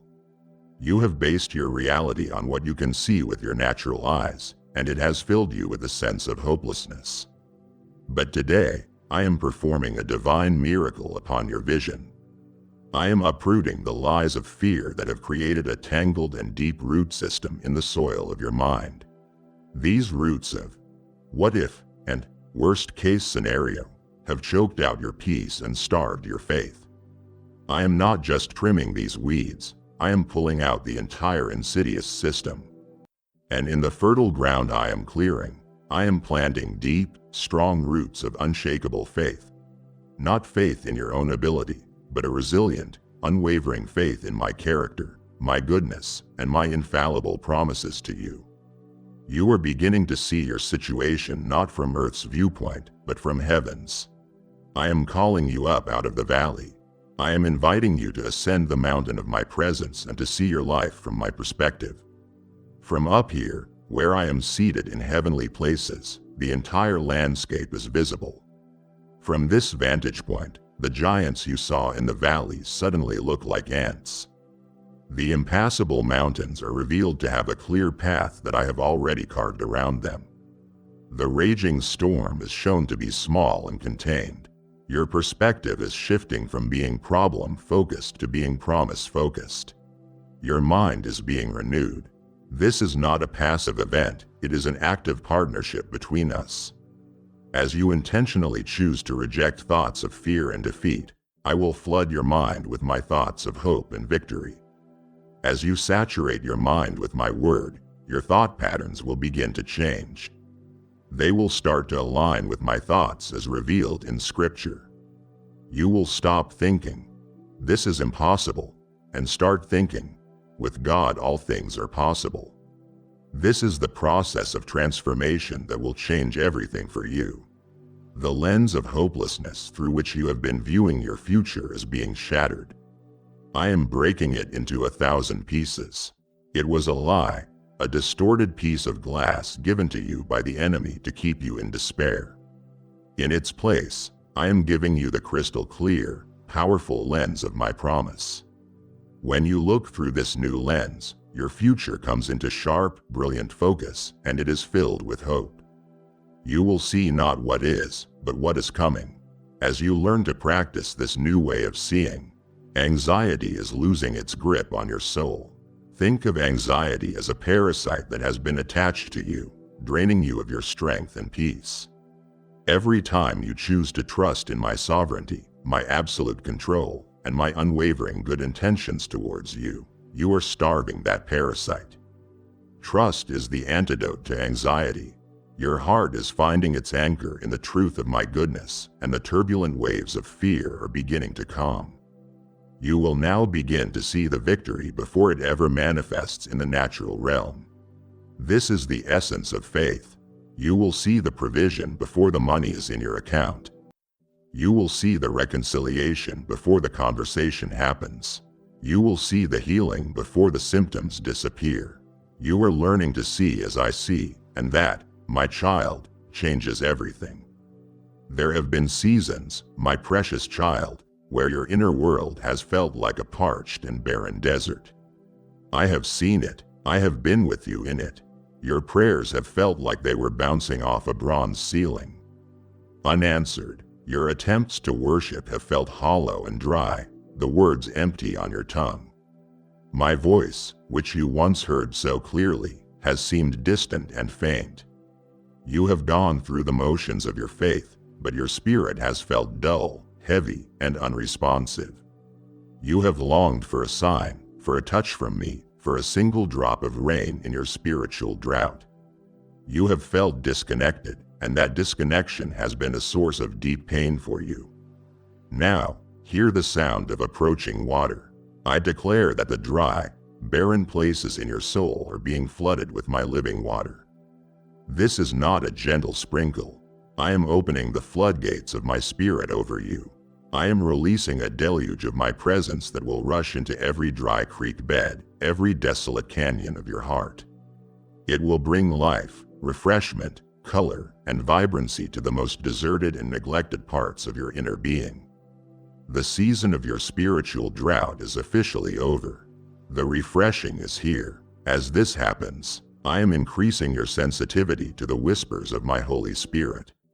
For a long time, the noise of the world, the clamoring of your own needs, and the static of the enemy's lies have made it difficult for you to hear my voice. It is as if you have been trying to tune a radio to a distant station with only static coming through. But I am now reaching out and fine-tuning your spiritual ears. I am cleansing your spiritual senses. I am turning up the volume of my voice and turning down the volume of all competing noise. You will find that the gentle whispers of my spirit, the quiet nudges, the sudden insights, the peaceful reassurances, will become clearer and more distinct to you than the loudest shouts of your circumstances. Within you, there are spiritual gifts that I have placed there for the building up of my kingdom, gifts of wisdom, of knowledge, of faith, of healing, of discernment. For some time, these gifts have been like dormant embers glowing faintly but not burning brightly. Now, the very breath of God, my Holy Spirit, is blowing upon those embers. They are being fanned into a roaring flame. I am activating the gifts within you. You will begin to operate in them with a new confidence and a new power, not for your own glory, but to be a blessing to those around you. The ultimate purpose of this quickening is to draw you into a deeper, more intimate fellowship with me. I do not want you to live in the outer courts of religious duty, serving me from a distance. I am tearing the veil. I am inviting you beyond your routine and into the Holy of Holies of a personal, vibrant, and constant communion with me. I desire a relationship, not a religion. I want your heart, not just your service. I am drawing you closer than ever before. For this new season, I am releasing a fresh anointing upon you. The anointing is my supernatural empowerment, my divine equipping for a specific time and a specific task. The anointing you had for your last season is not sufficient for this new one. So I am pouring out a fresh oil, a new and potent anointing that will specifically equip you for the challenges and opportunities that lie directly ahead. You will feel a new power, a new grace, a new authority resting upon you. And through this, you are becoming a conduit of my power to the world. You are shifting from being a reservoir trying to store up my presence for yourself to being a channel, an open conduit through which my love, my healing, and my miracles can flow freely to touch a desperate and hurting world. Your spirit is coming alive. You look at your current situation, my child, and you see a mess. You see a tangled web of problems, a landscape of pain, and perhaps even a deep sense of shame over your own mistakes. You look at this chapter of your life and you desperately wish you could tear it out of your story forever. You wonder how anything beautiful, anything good, anything of value could possibly come from such chaos. In your darkest moments, you have believed that this struggle has disqualified you, that it has ruined your story. But I am the great Redeemer, and in my hands, nothing is ever wasted. I want you to look at that mess again, but this time see it through my eyes. What you see as a disaster, I see as the raw material for a story that will bring me immense glory. You see a pile of ashes, I see the makings of a bonfire that will give light and warmth to many. You see a broken vessel, I see a container that, when mended by my hands, will uniquely display the golden light of my grace through its very cracks. This current struggle is the raw material for your most powerful testimony. I have not been deaf to your cries or blind to your tears. I have seen every moment of your anguish, and I tell you a divine secret. Not a single tear you have cried has been wasted. I have collected each one. Every tear has been a liquid prayer, a seed of sorrow that you have planted in the soil of your suffering. You thought you were just weeping, but you were actually sowing. And from those seeds of sorrow, I am now bringing forth an incredible harvest of joy, a joy so profound and resilient that it could only have been born from such deep pain. This is my promise to you. Your mess is being transformed into your most powerful message. The very area of your life where you have struggled the most, where you have felt the most shame, the most failure, the most pain, that is the exact area that I am transforming into your greatest sphere of influence. Your wounds are qualifying you to become a healer to others with the same wounds.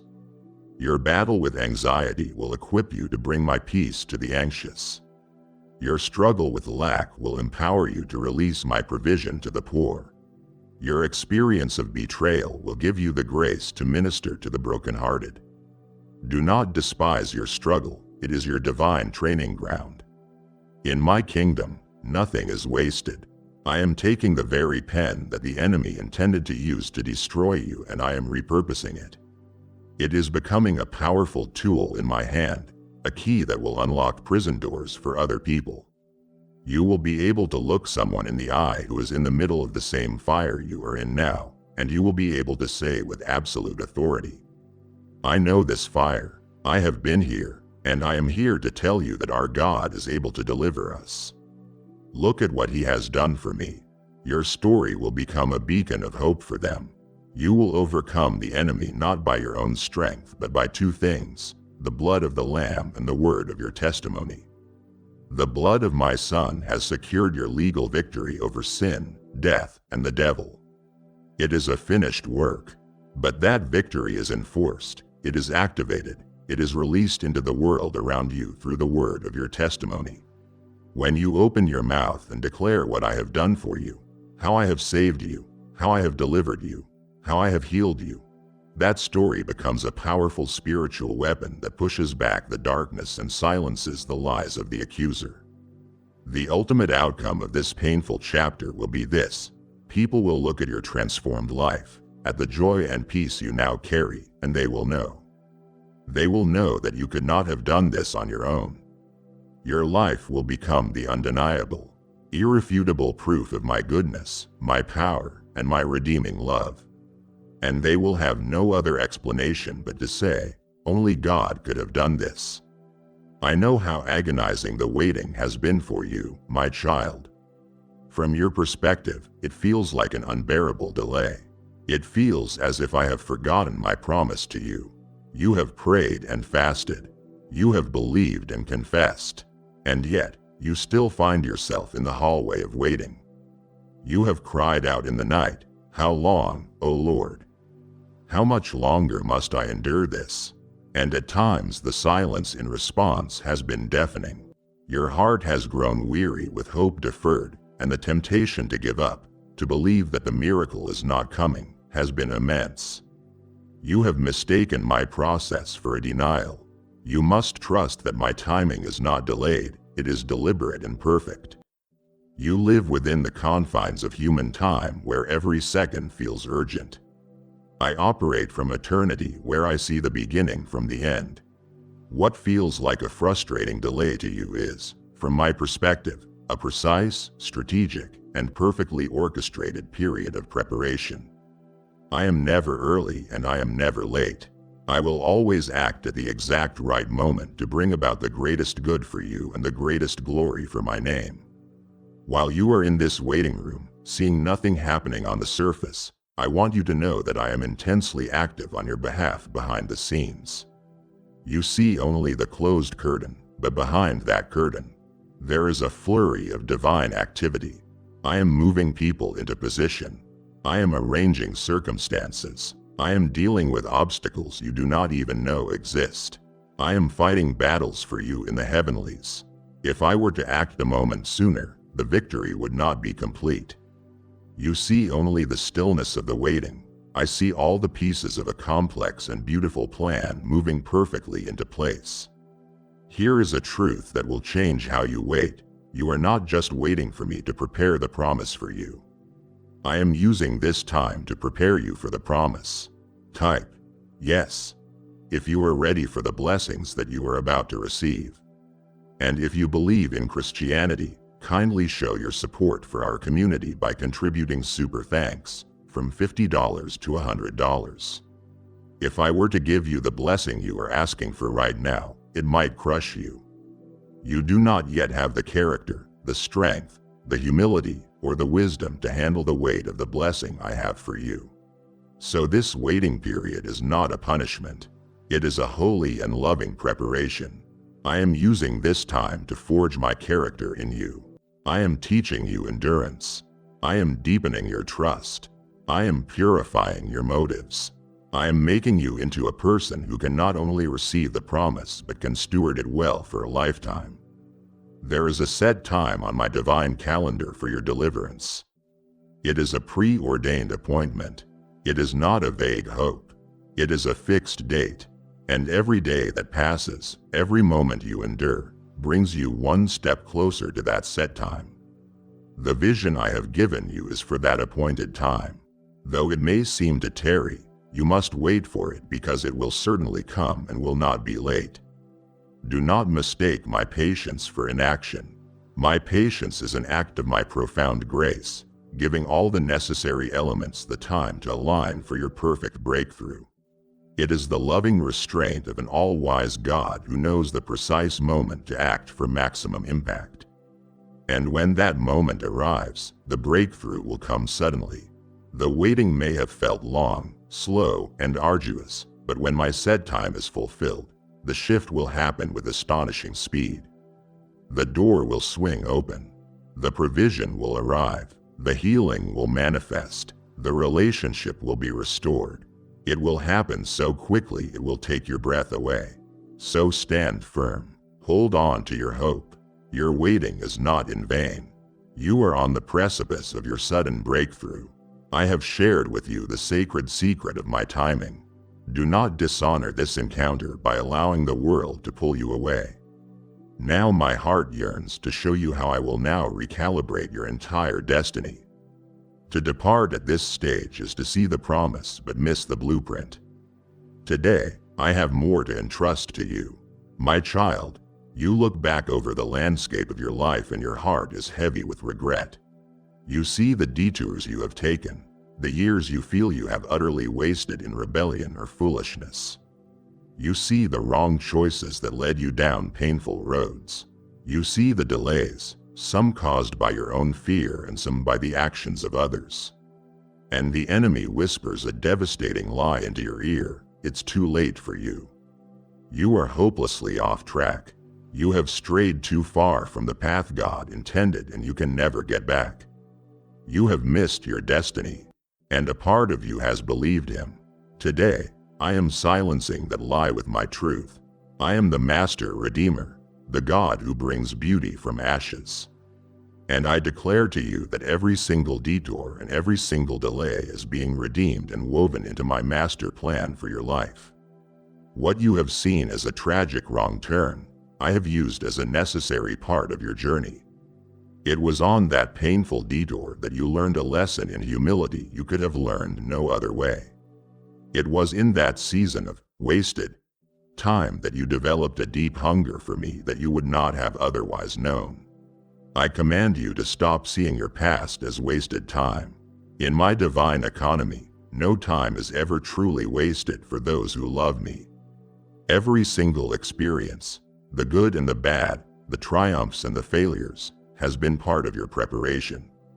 Every tear you have cried, every mistake you have made, every struggle you have endured has been used by me to sculpt your character and to shape you into the person I need you to be for the next season. Nothing has been in vain. I am now performing a divine recalibration in your life. Imagine a sophisticated guidance system that is constantly recalculating the route to get you to your destination. That is what I am doing for you. You may have taken a wrong turn, but I am now setting your life back on the most direct and effective path to the divine purpose for which you were created. You are getting back on track right now. You have not missed your moment. Your best days are not behind you, they are directly in front of you.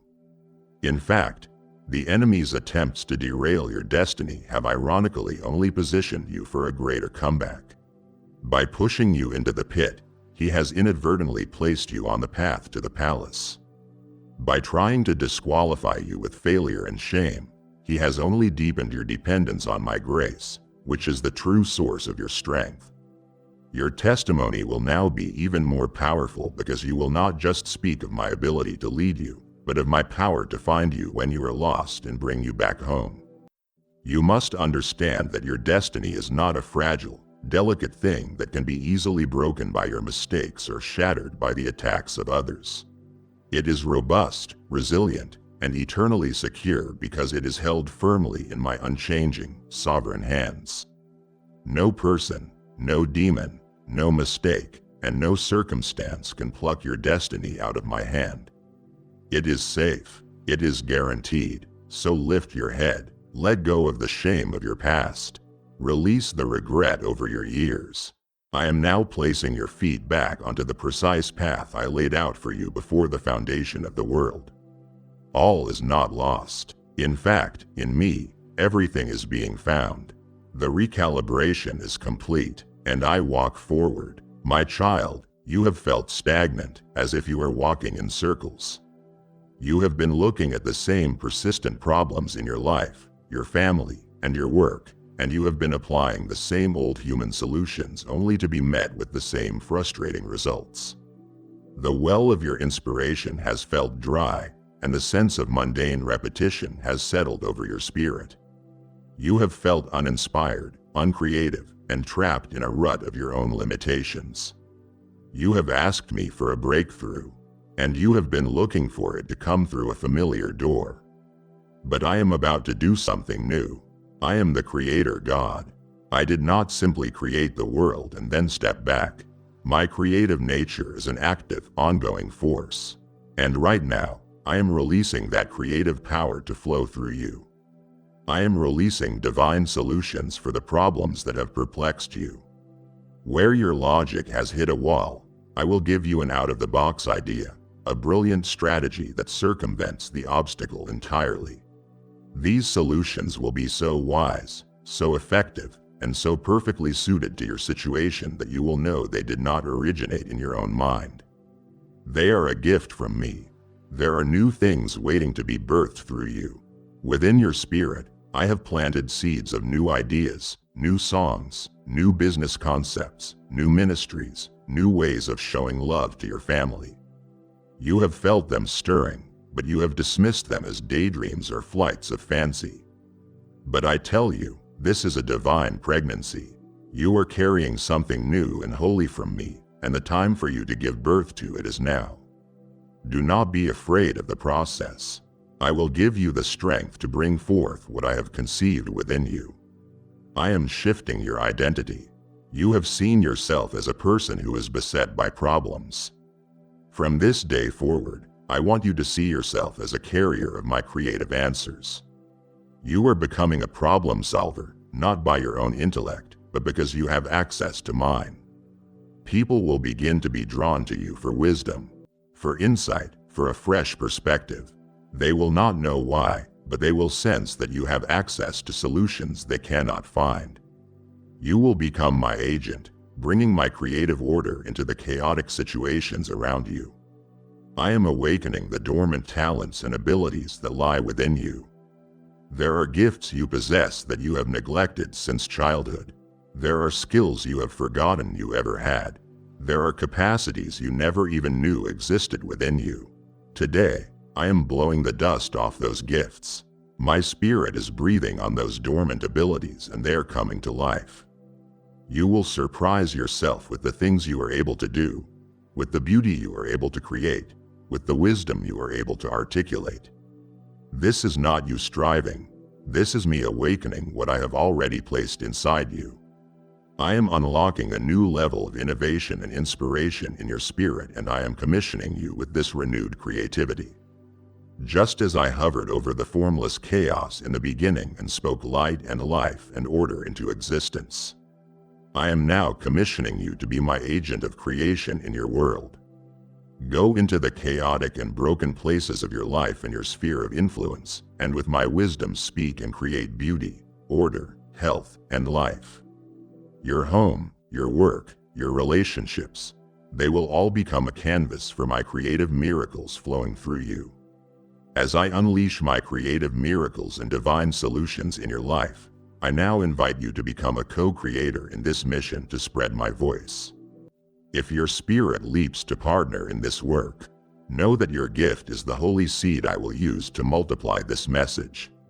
Your offering becomes the oil that keeps this light burning, the bread that feeds a hungry soul, the living water sent to a barren land. Hear my promise from Scripture as your own. I, who supply seed to the sower, will now multiply your seed sown and increase the harvest of your righteousness. This is your moment to sow into a creative harvest for my kingdom. Release your gift now through Super Thanks membership or the link provided. Now, my child, we must speak of a supernatural force I am releasing over your life that will accelerate your breakthrough. It is my favor. You must understand what this is. It is not something you have earned through your good works or your religious performance. You cannot strive for it or achieve it. My favor is my unmerited, unearned, and undeserved grace resting upon you in a tangible way. It is a divine influence that gives you a supernatural advantage in every area of your life. It is my goodness going public on your behalf. It is me personally tipping the scales in your favor, not because you are perfect, but simply because you are mine and I love you. This favor is now going before you like a shield. Think of this dual purpose. As a shield, it is protecting you. It is deflecting the arrows of jealousy, of unfair criticism, of slander, and of opposition that the enemy sends your way. But it is not just a defensive weapon. The shield of favor also goes before you into every situation. It acts as your divine introduction, your heavenly recommendation. Before you even walk into a room, my favor has already been there, preparing the hearts of the people you will meet, making them disposed to be gracious to you. My favor will cause you to be in the right place at the exact right time. You will begin to experience what the world calls lucky breaks or amazing coincidences. But you will know the truth. It is my favor orchestrating your steps, guiding you to divine appointments. You will happen to run into the one person who has the solution to your problem. You will happen to see the one opportunity that is perfect for you. You will be led by my spirit to the precise location of your blessing. This favor has the divine power to override human decisions. You have been facing doors that have been firmly shut by people. You have been told, no. You have been rejected. You have been deemed unqualified. But my favor can cause a no to become a yes. It can cause a person to change their mind about you for reasons they themselves cannot understand or explain. I will move on the hearts of gatekeepers, and they will suddenly feel compelled to open doors for you that they have kept locked to everyone else. This favor will give you influence with people who can help you achieve your destiny. It is a supernatural magnetism. It makes people want to help you. It makes them like you.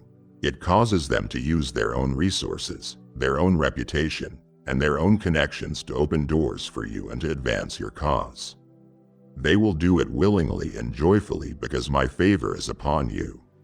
You have known my goodness and mercy following you, as my shepherd psalmist wrote. But in this season, that goodness and mercy are not just gently following you. They are accelerating. They are running to catch up with you.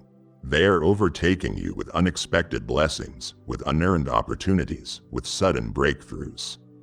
You will not be able to outrun the blessings that are now chasing you down. And yes, you will receive preferential treatment. It may not seem fair to the world, but you are the child of the King, and you have a different standing. This is not to feed your ego or to make you arrogant.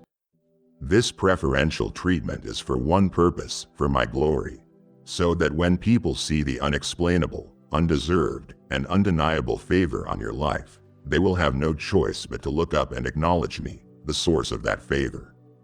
Receive my favor today. It is your inheritance. You have been living as a prisoner for far too long, my child. And your prison was not built with bars of iron, but with bars of fear. Let us be honest and name your jailers, for you cannot be free until you identify what has held you captive. It is the fear of failure, the paralyzing dread that if you try, you will not succeed and the humiliation will be too much to bear. It is the fear of rejection, which has caused you to hide your true self and to avoid the risks of authentic relationship. It is the fear of the future, the dark cloud of what if, that has robbed you of the joy of today. It is the fear of what other people think, which has silenced your voice and neutered your calling.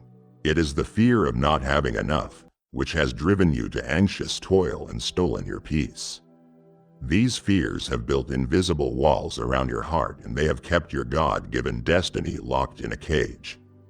Today, the prison break begins. My perfect love is the key, the divine force that sets you free. Fear and my love cannot occupy the same space in your heart.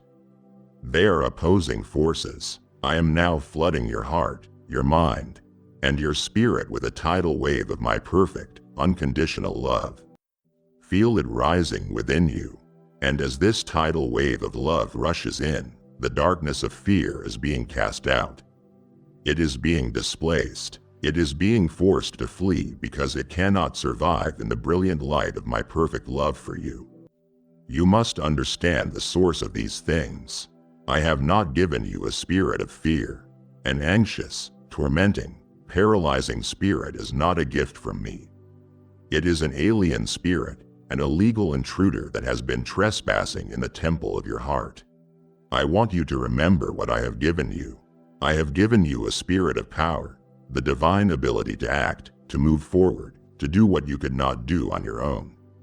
I have given you a spirit of love, the very force that casts out all fear. And I have given you a sound mind, divine clarity, self-control, and discipline, which is the direct opposite of the anxious, confused, and chaotic mind that fear produces. I command you now to stop operating out of that spirit of fear and to start living from the spirit of power, love, and a sound mind that is your birthright. In place of fear, I am giving you a supernatural courage. Now, courage is not the absence of fear. Courage is feeling the fear but moving forward anyway because your trust in me is greater than your fear of the circumstances. I am breathing my courage into you now. It is the courage to face the giants in your land, the courage to have that difficult conversation, the courage to take that calculated risk of faith, the courage to step out of the boat and onto the water. You will feel the fear, but you will no longer be ruled by it. The anxious, what if questions that have plagued your mind are being replaced by a statement of unshakable faith. It is the faith of my servants Shadrach, Meshach, and Abednego who faced a fiery furnace and declared, "Our God is able to deliver us, but even if he does not, we will not bow." This is the ultimate victory over fear, the surrender of your desired outcome to my sovereign will, trusting that even if things do not go the way you hope, I am still good and I am still with you. This is where fear completely loses its power. Even in the valley of the shadow of death, you will fear no evil, for you will know that I am with you. My presence is your rod and your staff, your protection and your comfort. And finally, your soul is being anchored. The storm of fear may still rage around you, tossing you about, but I am dropping a divine anchor from your spirit deep, deep down into the solid bedrock of my unshakable peace. This anchor will hold. You will be steady in the storm. The conquest of your fears is at hand. My child, you have looked at your own life, at your own contributions, and you have felt that they are so small, so insignificant in the grand scheme of things. You have whispered a prayer in the morning and you have wondered if it made any difference. You have performed a small act of service unseen by others and you have questioned if it had any real impact. You have given a small financial offering and it has felt like a tiny, meaningless drop in a vast ocean of need. The enemy has used this feeling of insignificance to discourage you, to make you believe that your efforts do not matter, that you are not making a difference. But you have been evaluating your efforts with earthly mathematics. In my kingdom, I do not add, I multiply. And this is my promise to you today. The little you place in my hands, I will bless and I will multiply. I want you to remember the story of the boy with the loaves and the fishes. He had a lunch that was laughably small for the task at hand, feeding a crowd of thousands. By all human logic, his contribution was worthless. But he did the one thing that unlocked a miracle. He gave his small offering to Jesus. And once that insignificant lunch was placed in my son's hands, it was blessed, it was broken, and it was multiplied to become more than enough, with 12 baskets of leftovers. This is the divine principle that I am activating in your life. Now, I am asking you to bring me your little bit of energy, your little bit of time, your small amount of money, your seemingly weak faith, and place it in my hands. Your small, consistent acts of faithfulness are yielding a massive spiritual harvest that you cannot yet see. The quiet prayer you prayed for your neighbor has set angelic forces in motion on their behalf. The word of encouragement you gave to a struggling coworker was a seed of life that I am causing to grow in their heart. The unseen act of integrity you performed when no one was watching was a powerful act of worship that I have honored. Do not despise the day of small things. In my kingdom, small seeds grow into great trees. Your faithfulness in the small things is the very thing that is qualifying you for a great harvest. I am now breathing on your labor. My Holy Spirit is like a divine accelerant. I am breathing on your natural efforts and I am causing them to become supernaturally fruitful. What would normally produce a 10-fold return in the natural world will now produce 100-fold, even 1,000-fold return because my breath is on it. Your work for me and my kingdom is never, ever in vain. You must believe this. Every effort, every sacrifice, every moment you have dedicated to me is being recorded in heaven and it is accumulating an eternal reward. Your humble offering of your life will feed multitudes.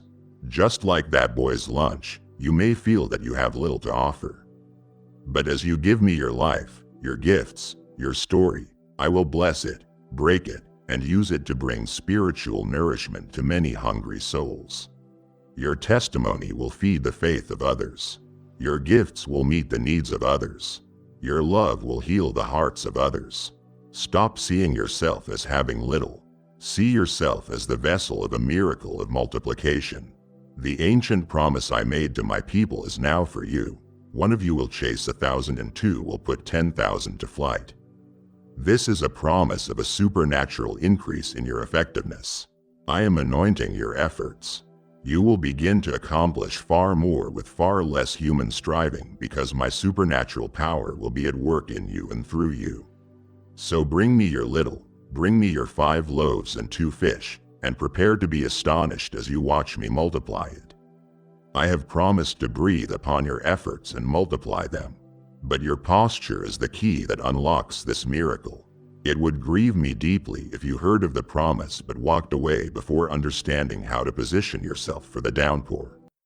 Do not forsake the wisdom that will sustain the blessing. Attend to me now, my child, after I have told you of all the mighty and miraculous things I am doing on your behalf, the battles I am fighting, the circumstances I am rearranging, the hearts I am softening. We must speak plainly about your part in this great work.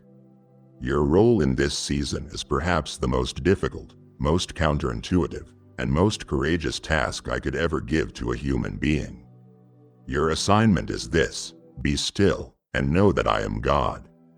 Let me be clear what this stillness means. This is not a call to apathy or laziness. It is not an instruction to give up and resign yourself to defeat.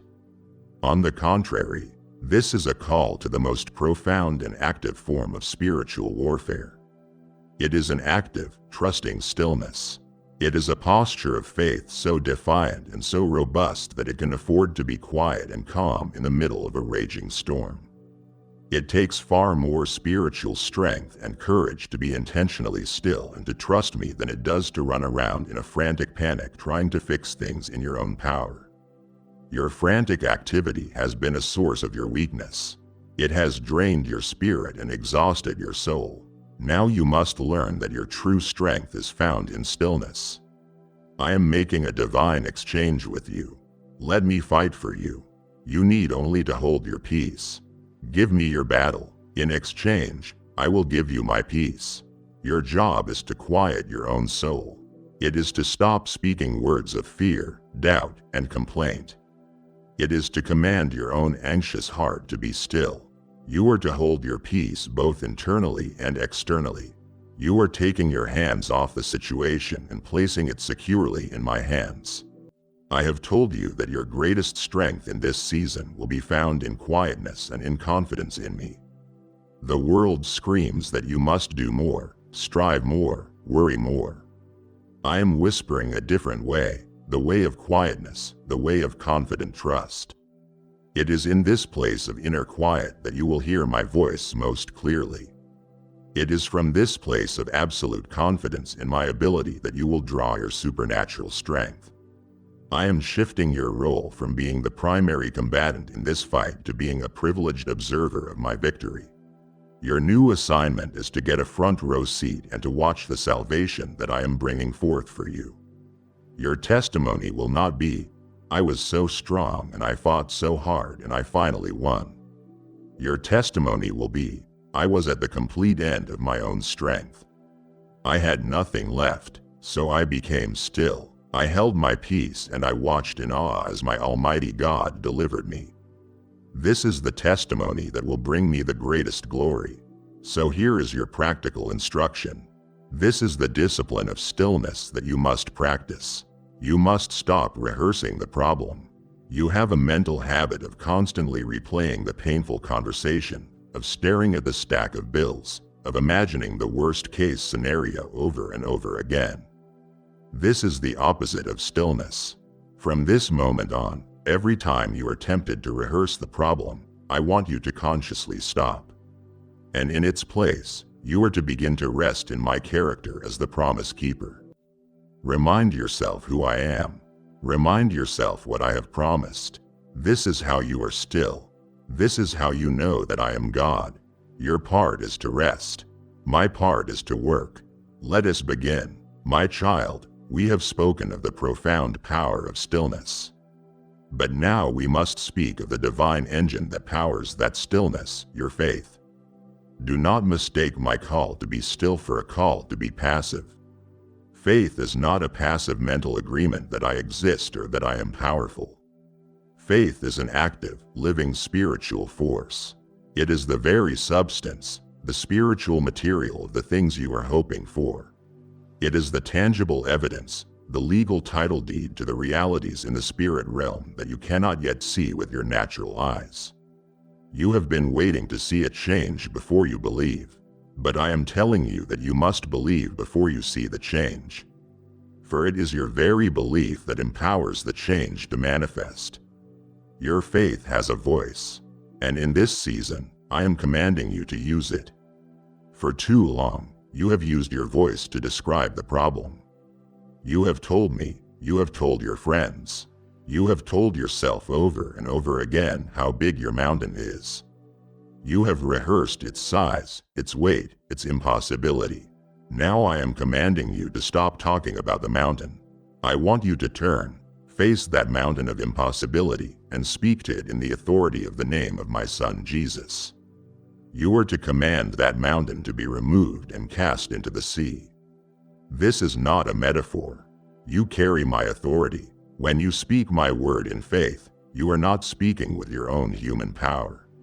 You are releasing my creative, mountain-moving power into your situation. You must learn to walk by faith, not by the fluctuating evidence of your senses. The reality of your senses, what you see in your bank account, what you hear in the doctor's report, what you feel in your anxious heart, is a temporary reality. It is a set of facts that are subject to change, but the reality of my word is eternal, unchanging, and absolute truth. I am commanding you to stop allowing your fragile feelings and your shifting circumstances to dictate your level of faith. Instead, you must allow your unshakable faith in my word to dictate your feelings and to change your circumstances. You are not to be moved by what you see. You are to be moved only by what you believe. Your belief is the switch that allows my power to flow into your life. Imagine that my power is like the electricity flowing invisibly through the walls of your home. It is always present, always available, and immensely powerful, but it does nothing until you interact with it. Your active faith is the light switch. I have given you the free will to choose what you believe. I will not override your choice. If you choose to keep the switch of your faith in the off position of doubt and unbelief, my power remains dormant. But when you make the conscious choice to flip the switch to the on position of active belief, you give my power the channel it needs to flow into your situation and bring light into your darkness. Therefore, you must hold fast to the confession of your hope without wavering. 2. Confess means to say the same thing as. Your job is to learn what I say in my word about your situation and then to say the same thing. When your feelings say you are weak, you must confess, I am strong in the Lord. When circumstances say you are defeated, you must confess, I am more than a conqueror. Even when you do not feel it, even when you do not see it, you must hold on to this confession with relentless tenacity because I who promised am faithful. And finally, you must learn to pray with past tense faith. The battle for your breakthrough was legally won at the cross in the spirit realm. It is a finished work, so you must shift your prayers from begging, please God do this, to thanking me. Father, I thank you that it is already done according to your word. This posture of actively believing you have already received it is the highest and most effective form of faith. Now, my beloved, we must speak of the constant and necessary companion to your active faith, the grace of patience. The world has taught you that patience is a weak and passive thing, simply waiting without complaining, enduring something unpleasant until it is over. But the patience I am building in you is a powerful, active, and fruitful spiritual force. It is not passive waiting, it is active endurance. It is the steadfast, resilient character that holds on to the promise with a joyful and confident grip even when everything in the natural world is screaming that the promise has failed or has been forgotten. It is the spiritual muscle that allows your faith to go the distance. I want you to let patience have its perfect work in you. You see, patience has a purpose and an assignment. Its divine work is to make you complete and mature, lacking in nothing. You have been so focused on receiving the promise that you have seen the waiting period as a frustrating obstacle. But the waiting is not an obstacle to the promise. It is a vital part of the promise itself. It is in this divine crucible of waiting that your character is being forged, purified, and perfected. If you try to short-circuit this process through impatience, through demanding your miracle now, you may get a blessing, but you will miss the character development that is absolutely necessary for you to sustain that blessing for a lifetime. Do not despise the process. Patience is making you into the person who can handle the weight of the destiny I have for you. You must stop seeing this waiting period as a punishment or as a sign of my displeasure. I am not withholding from you to tease you or to make you suffer. I am preparing you. This is a holy preparation.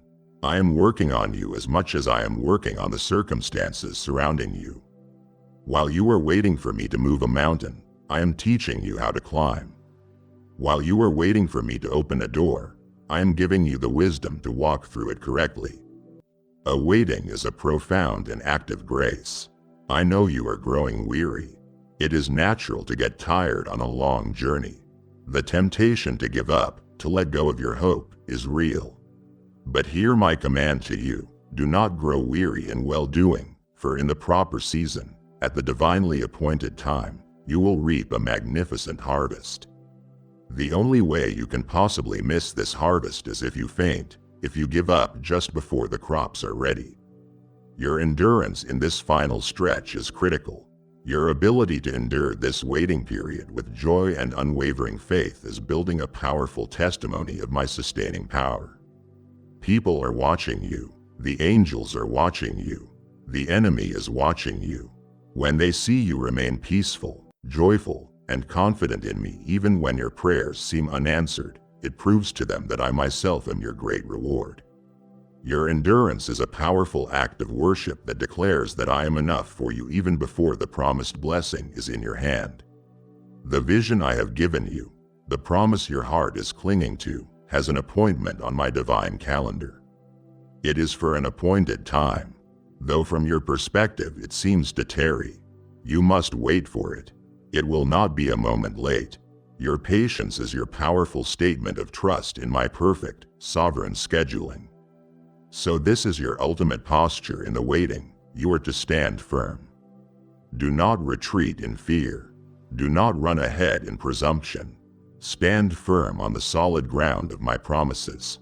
Hold your position, and from that place of steadfast patience, you will see the glorious deliverance that I will accomplish for you.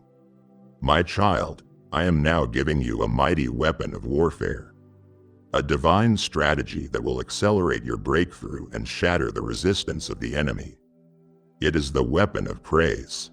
You have been taught to think of praise as a reaction to victory, as the song you sing after the battle has been won, as the celebration of an answered prayer. That is good, but it is only half the truth. Today, I am revealing to you that praise is not just a celebration of victory. It is a weapon that brings the victory. Praise is what you do in the middle of the battle to win it. I am commanding you now to praise me in the middle of your storm before you see any sign of the breakthrough. Praise that is based on your circumstances is fragile and fleeting. It comes and goes with your good and bad days. But praise that is based on my unchanging character, on who I am, is an unbreakable and unstoppable spiritual force. Therefore, you are to lift your voice and praise me for my goodness when you see no goodness. You are to praise me for my power when you feel completely powerless. You are to praise me for my faithfulness when you feel I have forgotten you. This is the sacrifice of praise, and it is the highest form of faith. Your worship in the face of impossibility is an act of faith that utterly confuses the enemy's camp. Remember my servant King Jehoshaphat when he was facing 3 massive armies that were coming to annihilate him. He had no military strategy that could win. So what did he do? He appointed singers and musicians to go out in front of his army to praise the beauty of my holiness. It made no logical or military sense. It was an act of insane faith. And what happened? As they began to sing and to praise, I set ambushes against their enemies. And the enemy armies became so confused that they turned on each other and destroyed one another completely. When your praise goes up, I will set ambushes against the spiritual forces that are coming against you. Your praise in the face of lack, sickness, and fear will create a divine chaos and confusion in the demonic realm. And the plans of the enemy will be thwarted. I have given you a divine exchange. You are to put on the garment of praise for the spirit of heaviness. Notice that praise is a garment. It is something you must consciously choose to put on, especially when you do not feel like it. Heaviness, sadness, and depression are a spiritual atmosphere that the enemy tries to place upon you. But that spirit cannot remain where the garment of praise is being worn. When you begin to praise, you are changing the spiritual atmosphere over your own life, and the heaviness is forced to lift. Remember the story of Jericho? The massive, impenetrable walls of that fortress did not fall to battering rams, to swords, or to human military might. They fell to the sound of a triumphant shout of praise and the blast of a trumpet. Your praise is a spiritual battering ram. It is sending shock waves into the spirit realm and is weakening the foundations of the strongholds that have stood against you. Every time you lift your voice in genuine praise, you are causing cracks to appear in the walls of your Jericho. For I inhabit the praises of my people. This is a profound and mysterious truth. When you begin to truly praise and worship me, I manifest my tangible presence in your life and in your situation in a special and powerful way. Where you praise, I am enthroned. My powerful, ruling presence comes to sit in the midst of your praise. And where my presence is, darkness must flee. Sickness cannot remain, and lack is turned to abundance. So I command you today, begin to sing of my victory as if it is already done. Thank me for the answered prayer. Shout for joy over the coming breakthrough. Because in the realm of eternity, from my perspective, the battle is already over and the victory is already won. Your praise is simply the powerful force that brings that eternal reality into your present-day circumstances. My beloved, the clouds are gathering. The spiritual atmosphere is heavy with the promise of my blessing. The downpour of my favor is coming. But a torrential rain is only a blessing if you have prepared vessels to catch the water. Otherwise, it simply runs off as a flood. It is now time for you to actively prepare your heart and your life to receive the miracle that is on its way to you. You must become a ready receptacle for the abundance I am releasing. First, you must enlarge the tent of your expectations.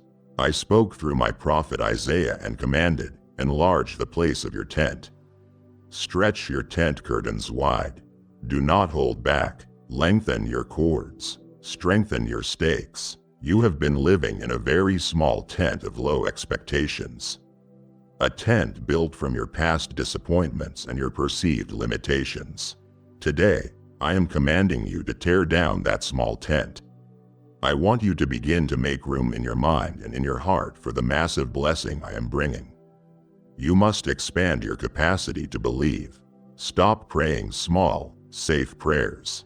Start asking me for things that are so big that if I do not show up, you will fail. Stretch your expectations, for I am a God who does exceedingly and abundantly more than all you can ask or think. Next, you must let go of all unforgiveness, for it is a serious blockage in the spiritual channels through which I want to bless you.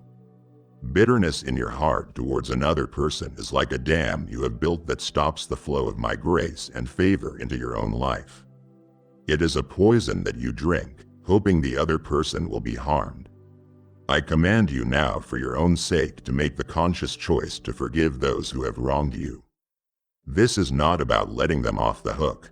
It is about you letting yourself off the hook of bitterness. It is not a feeling, it is a decision. As you release them, you are opening up the channels for my blessings to flow freely to you. You must also prepare your nets. Remember my disciple Peter, who had fished all night and caught nothing? His nets were empty and his spirit was discouraged. But when I told him to launch out into the deep water and let down his nets for a catch, He obeyed even though it made no logical sense. I am asking you to do the same. I want you to take practical steps of faith in preparation for the blessing you are believing for. If you are believing for a new job, start preparing your resume. If you are believing for financial provision, create a budget for the abundance that is coming. These are acts of faith that signal to heaven that you are serious, that you are preparing your nets for the miraculous catch I am sending. Begin to thank me in advance. Gratitude is the very language of faith and the posture of receiving. You must shift from praying as if you are trying to convince a reluctant God, and you must start thanking me as if the miracle is already in the mail and has been shipped to your doorstep. Father, I thank you for the healing that is manifesting in my body. Father, I thank you for the financial provision that is overtaking me. Father, I thank you for the restored relationship. This advanced gratitude is one of the most powerful activators of my promises. Finally, you must shift your entire posture from one of a beggar to one of a beloved child. You are not a spiritual pauper pleading for scraps from a distant master. You are a son, a daughter of the King of the universe, coming confidently to your loving Father to receive the inheritance that has already been purchased for you by the blood of Christ. So stand up straight, lift your head, open your hands, and change your posture from one of pleading to one of bold, confident, and grateful receiving. You must begin to align your life, your words, your choices, and your attitudes with the new thing I am doing. You must start acting like the healed, blessed, and victorious person you are becoming. Prepare your heart. The rain is coming. You are standing on the very threshold of the promise. I have prepared your heart, and now I must seal this entire work with my unbreakable covenant. To leave this conversation now at this final moment would be like a bride walking away from the altar. It would truly wound my heart. Stay for this last, most important truth that will anchor your soul forever. My child, as we draw this part of our conversation to a close, I must anchor you in the most foundational, most powerful, and most comforting truth of all. The reason you can be absolutely certain of every single thing I have promised you has very little to do with your own goodness, your own strength, or your own ability to hold on. The certainty of your victory rests entirely upon the solid, unshakable bedrock of the unbreakable covenant I have made with you. Your hope is not in your performance, but in my promise. All the promises of God find their yes in my Son Jesus. And your amen, your so be it, is spoken through him to my glory. What this means is that every promise I have ever made for healing, for provision, for peace, for deliverance is guaranteed to you because of the finished work of Christ. Your yes of faith to him has unlocked my yes to every single promise in my word for you. They are not a maybe. They are a yes and amen. I am a covenant-keeping God. I am not a man that I should lie, nor a son of man that I should change my mind. Do I speak and then not act? Do I promise and not fulfill? It is a violation of my very nature and character to make a promise and then break it. The promises I have spoken to you in these moments are not idle wishes. They are backed by the full, sworn integrity of my divine being. The heavens and the earth will pass away, but my words to you will never pass away. I cannot fail you because that would mean I would have to fail myself. To show you the intimacy of this covenant, listen to this. I have engraved you on the very palms of my hands. This is not just a poetic phrase. It is a profound truth. Your name, your life, your every concern is permanently and lovingly etched upon me. I can never look at my own hands without being reminded of you, of my love for you, of my promises to you. You are never out of my sight. You are never for a single moment out of my mind. Because of this covenant, nothing can separate you from my unending love. I want you to hear this list and let it silence your fears, not trouble or hardship or persecution, not famine or nakedness or danger or sword. No, in all these things you are more than a conqueror. I am convinced that neither death nor life, neither angels nor demons, neither the present nor the future, nor any powers, neither height nor depth, nor anything else in all creation will be able to separate you from the love of God that is in Christ Jesus your Lord. This bond between us is eternally secure, and this is my ultimate promise of presence, the promise that undergirds all others. I will never, ever leave you nor forsake you. This is my covenant vow to you. Even when you cannot feel me, I am there. Even when you have made a mistake and feel ashamed, I have not left you. My presence in your life is not a conditional reward for your good behavior. It is a constant, unwavering covenant promise. So rest in this. The ultimate plan of my heart, the sovereign design of my will for you, has always been and will always be for your good. My plans for you are for a future and a hope, not for disaster. Even this difficult trial you are in is not a sign of my rejection. It is a part of my loving plan to bring you into that hopeful future. This unbreakable covenant is the bedrock upon which your faith can stand, solid and unshaken. No matter what storms may come, you are mine, dear child. For what has felt like an eternity, you have been living in a long and difficult night. I have been with you in every moment of it. I have watched you stumble through the darkness, your heart heavy with a sorrow that the daylight hours could not conceal. This night has been a season of intense weeping, of profound loneliness where you felt utterly disconnected from everyone, even from me. It has been a time of wrestling in the dark with fears that seem monstrous and overwhelming in the absence of light. You have looked up into the blackness so many times, and through your tears have wondered if the sun had forgotten how to rise. You have feared that this consuming darkness would be your permanent reality. But I speak to you now as the morning star, the one who commands the dawn. Hear my definitive decree. The long night of your weeping is coming to its end. The purpose for which I allowed the night has been fulfilled. The lessons have been learned. The character has been forged. The dependence on me has been deepened. The season is now shifting. The darkness is not just fading, it is being actively pushed back by the impending light of my glory. The hold that this night has had on your soul is being broken. Joy is coming with the morning light.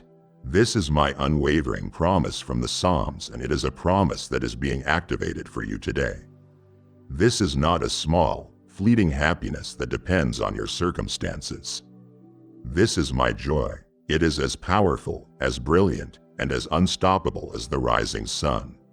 I want you to feel the first rays of this joy beginning to touch the cold places in your heart right now.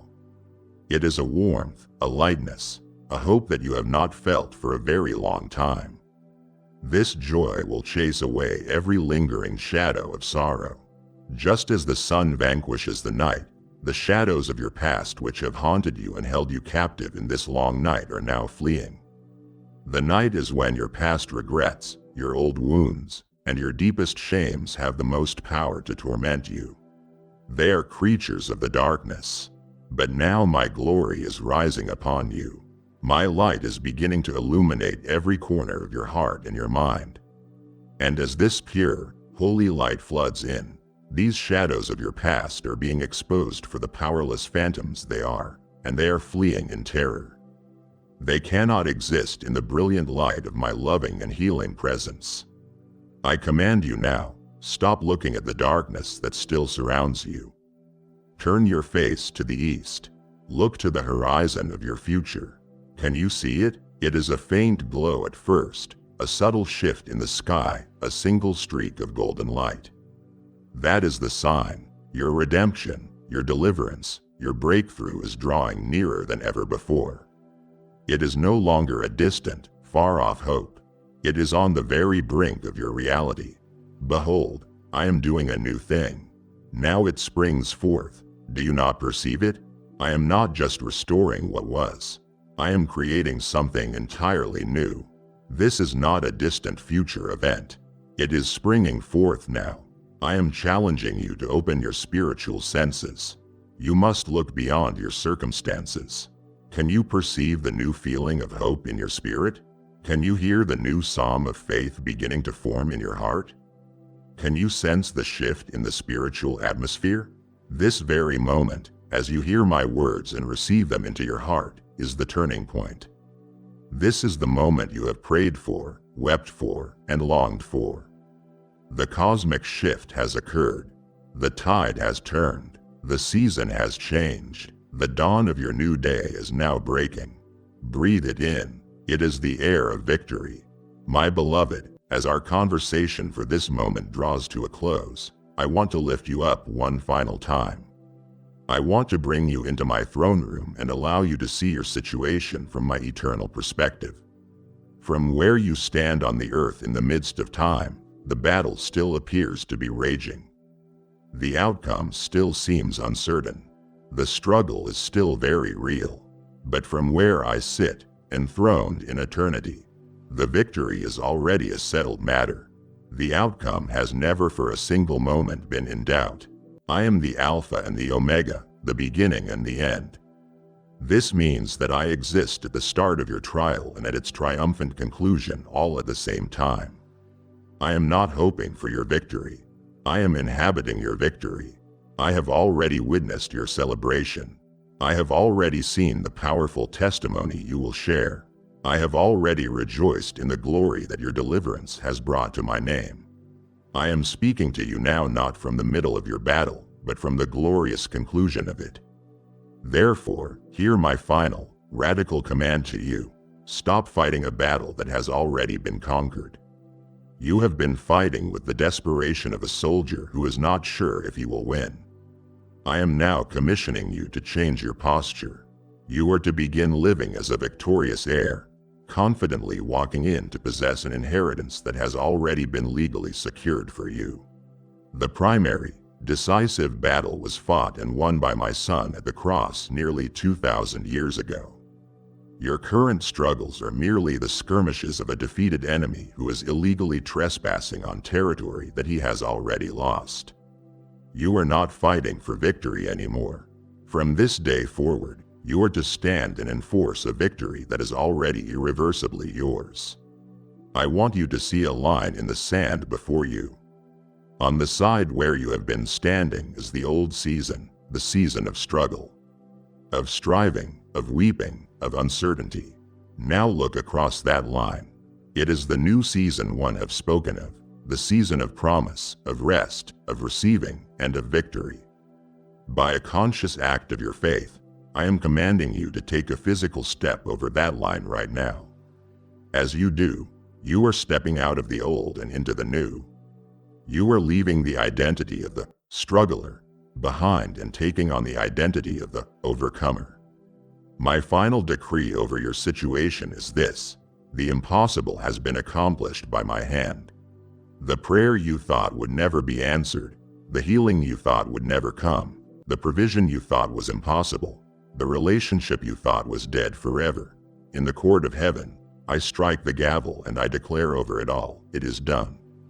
So rest now, my child. Let this be the final word that settles in your spirit.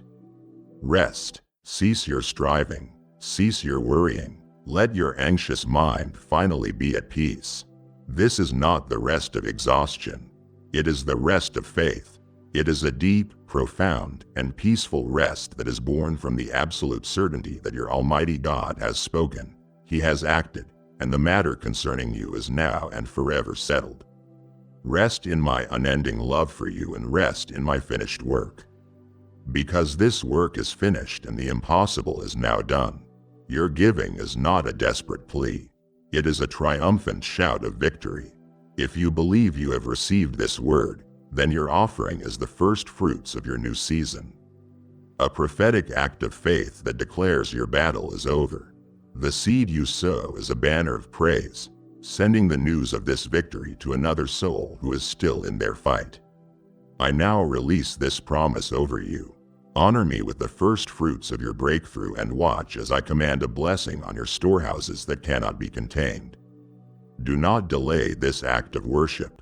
Declare your victory and sow your triumphant seed now through Super Thanks membership with the link below. My beloved, This divine interruption was meant for you. Do not return to your striving unchanged. I have spoken my word over you. Now you must seal it with your agreement. Let your own hands partner with what my hand is doing in your life as a prophetic act of your faith. Declare it now for all the heavens to witness. My striving is over. The impossible is being done for me. Let this be your seal upon my promise and watch as I perform it. Amen.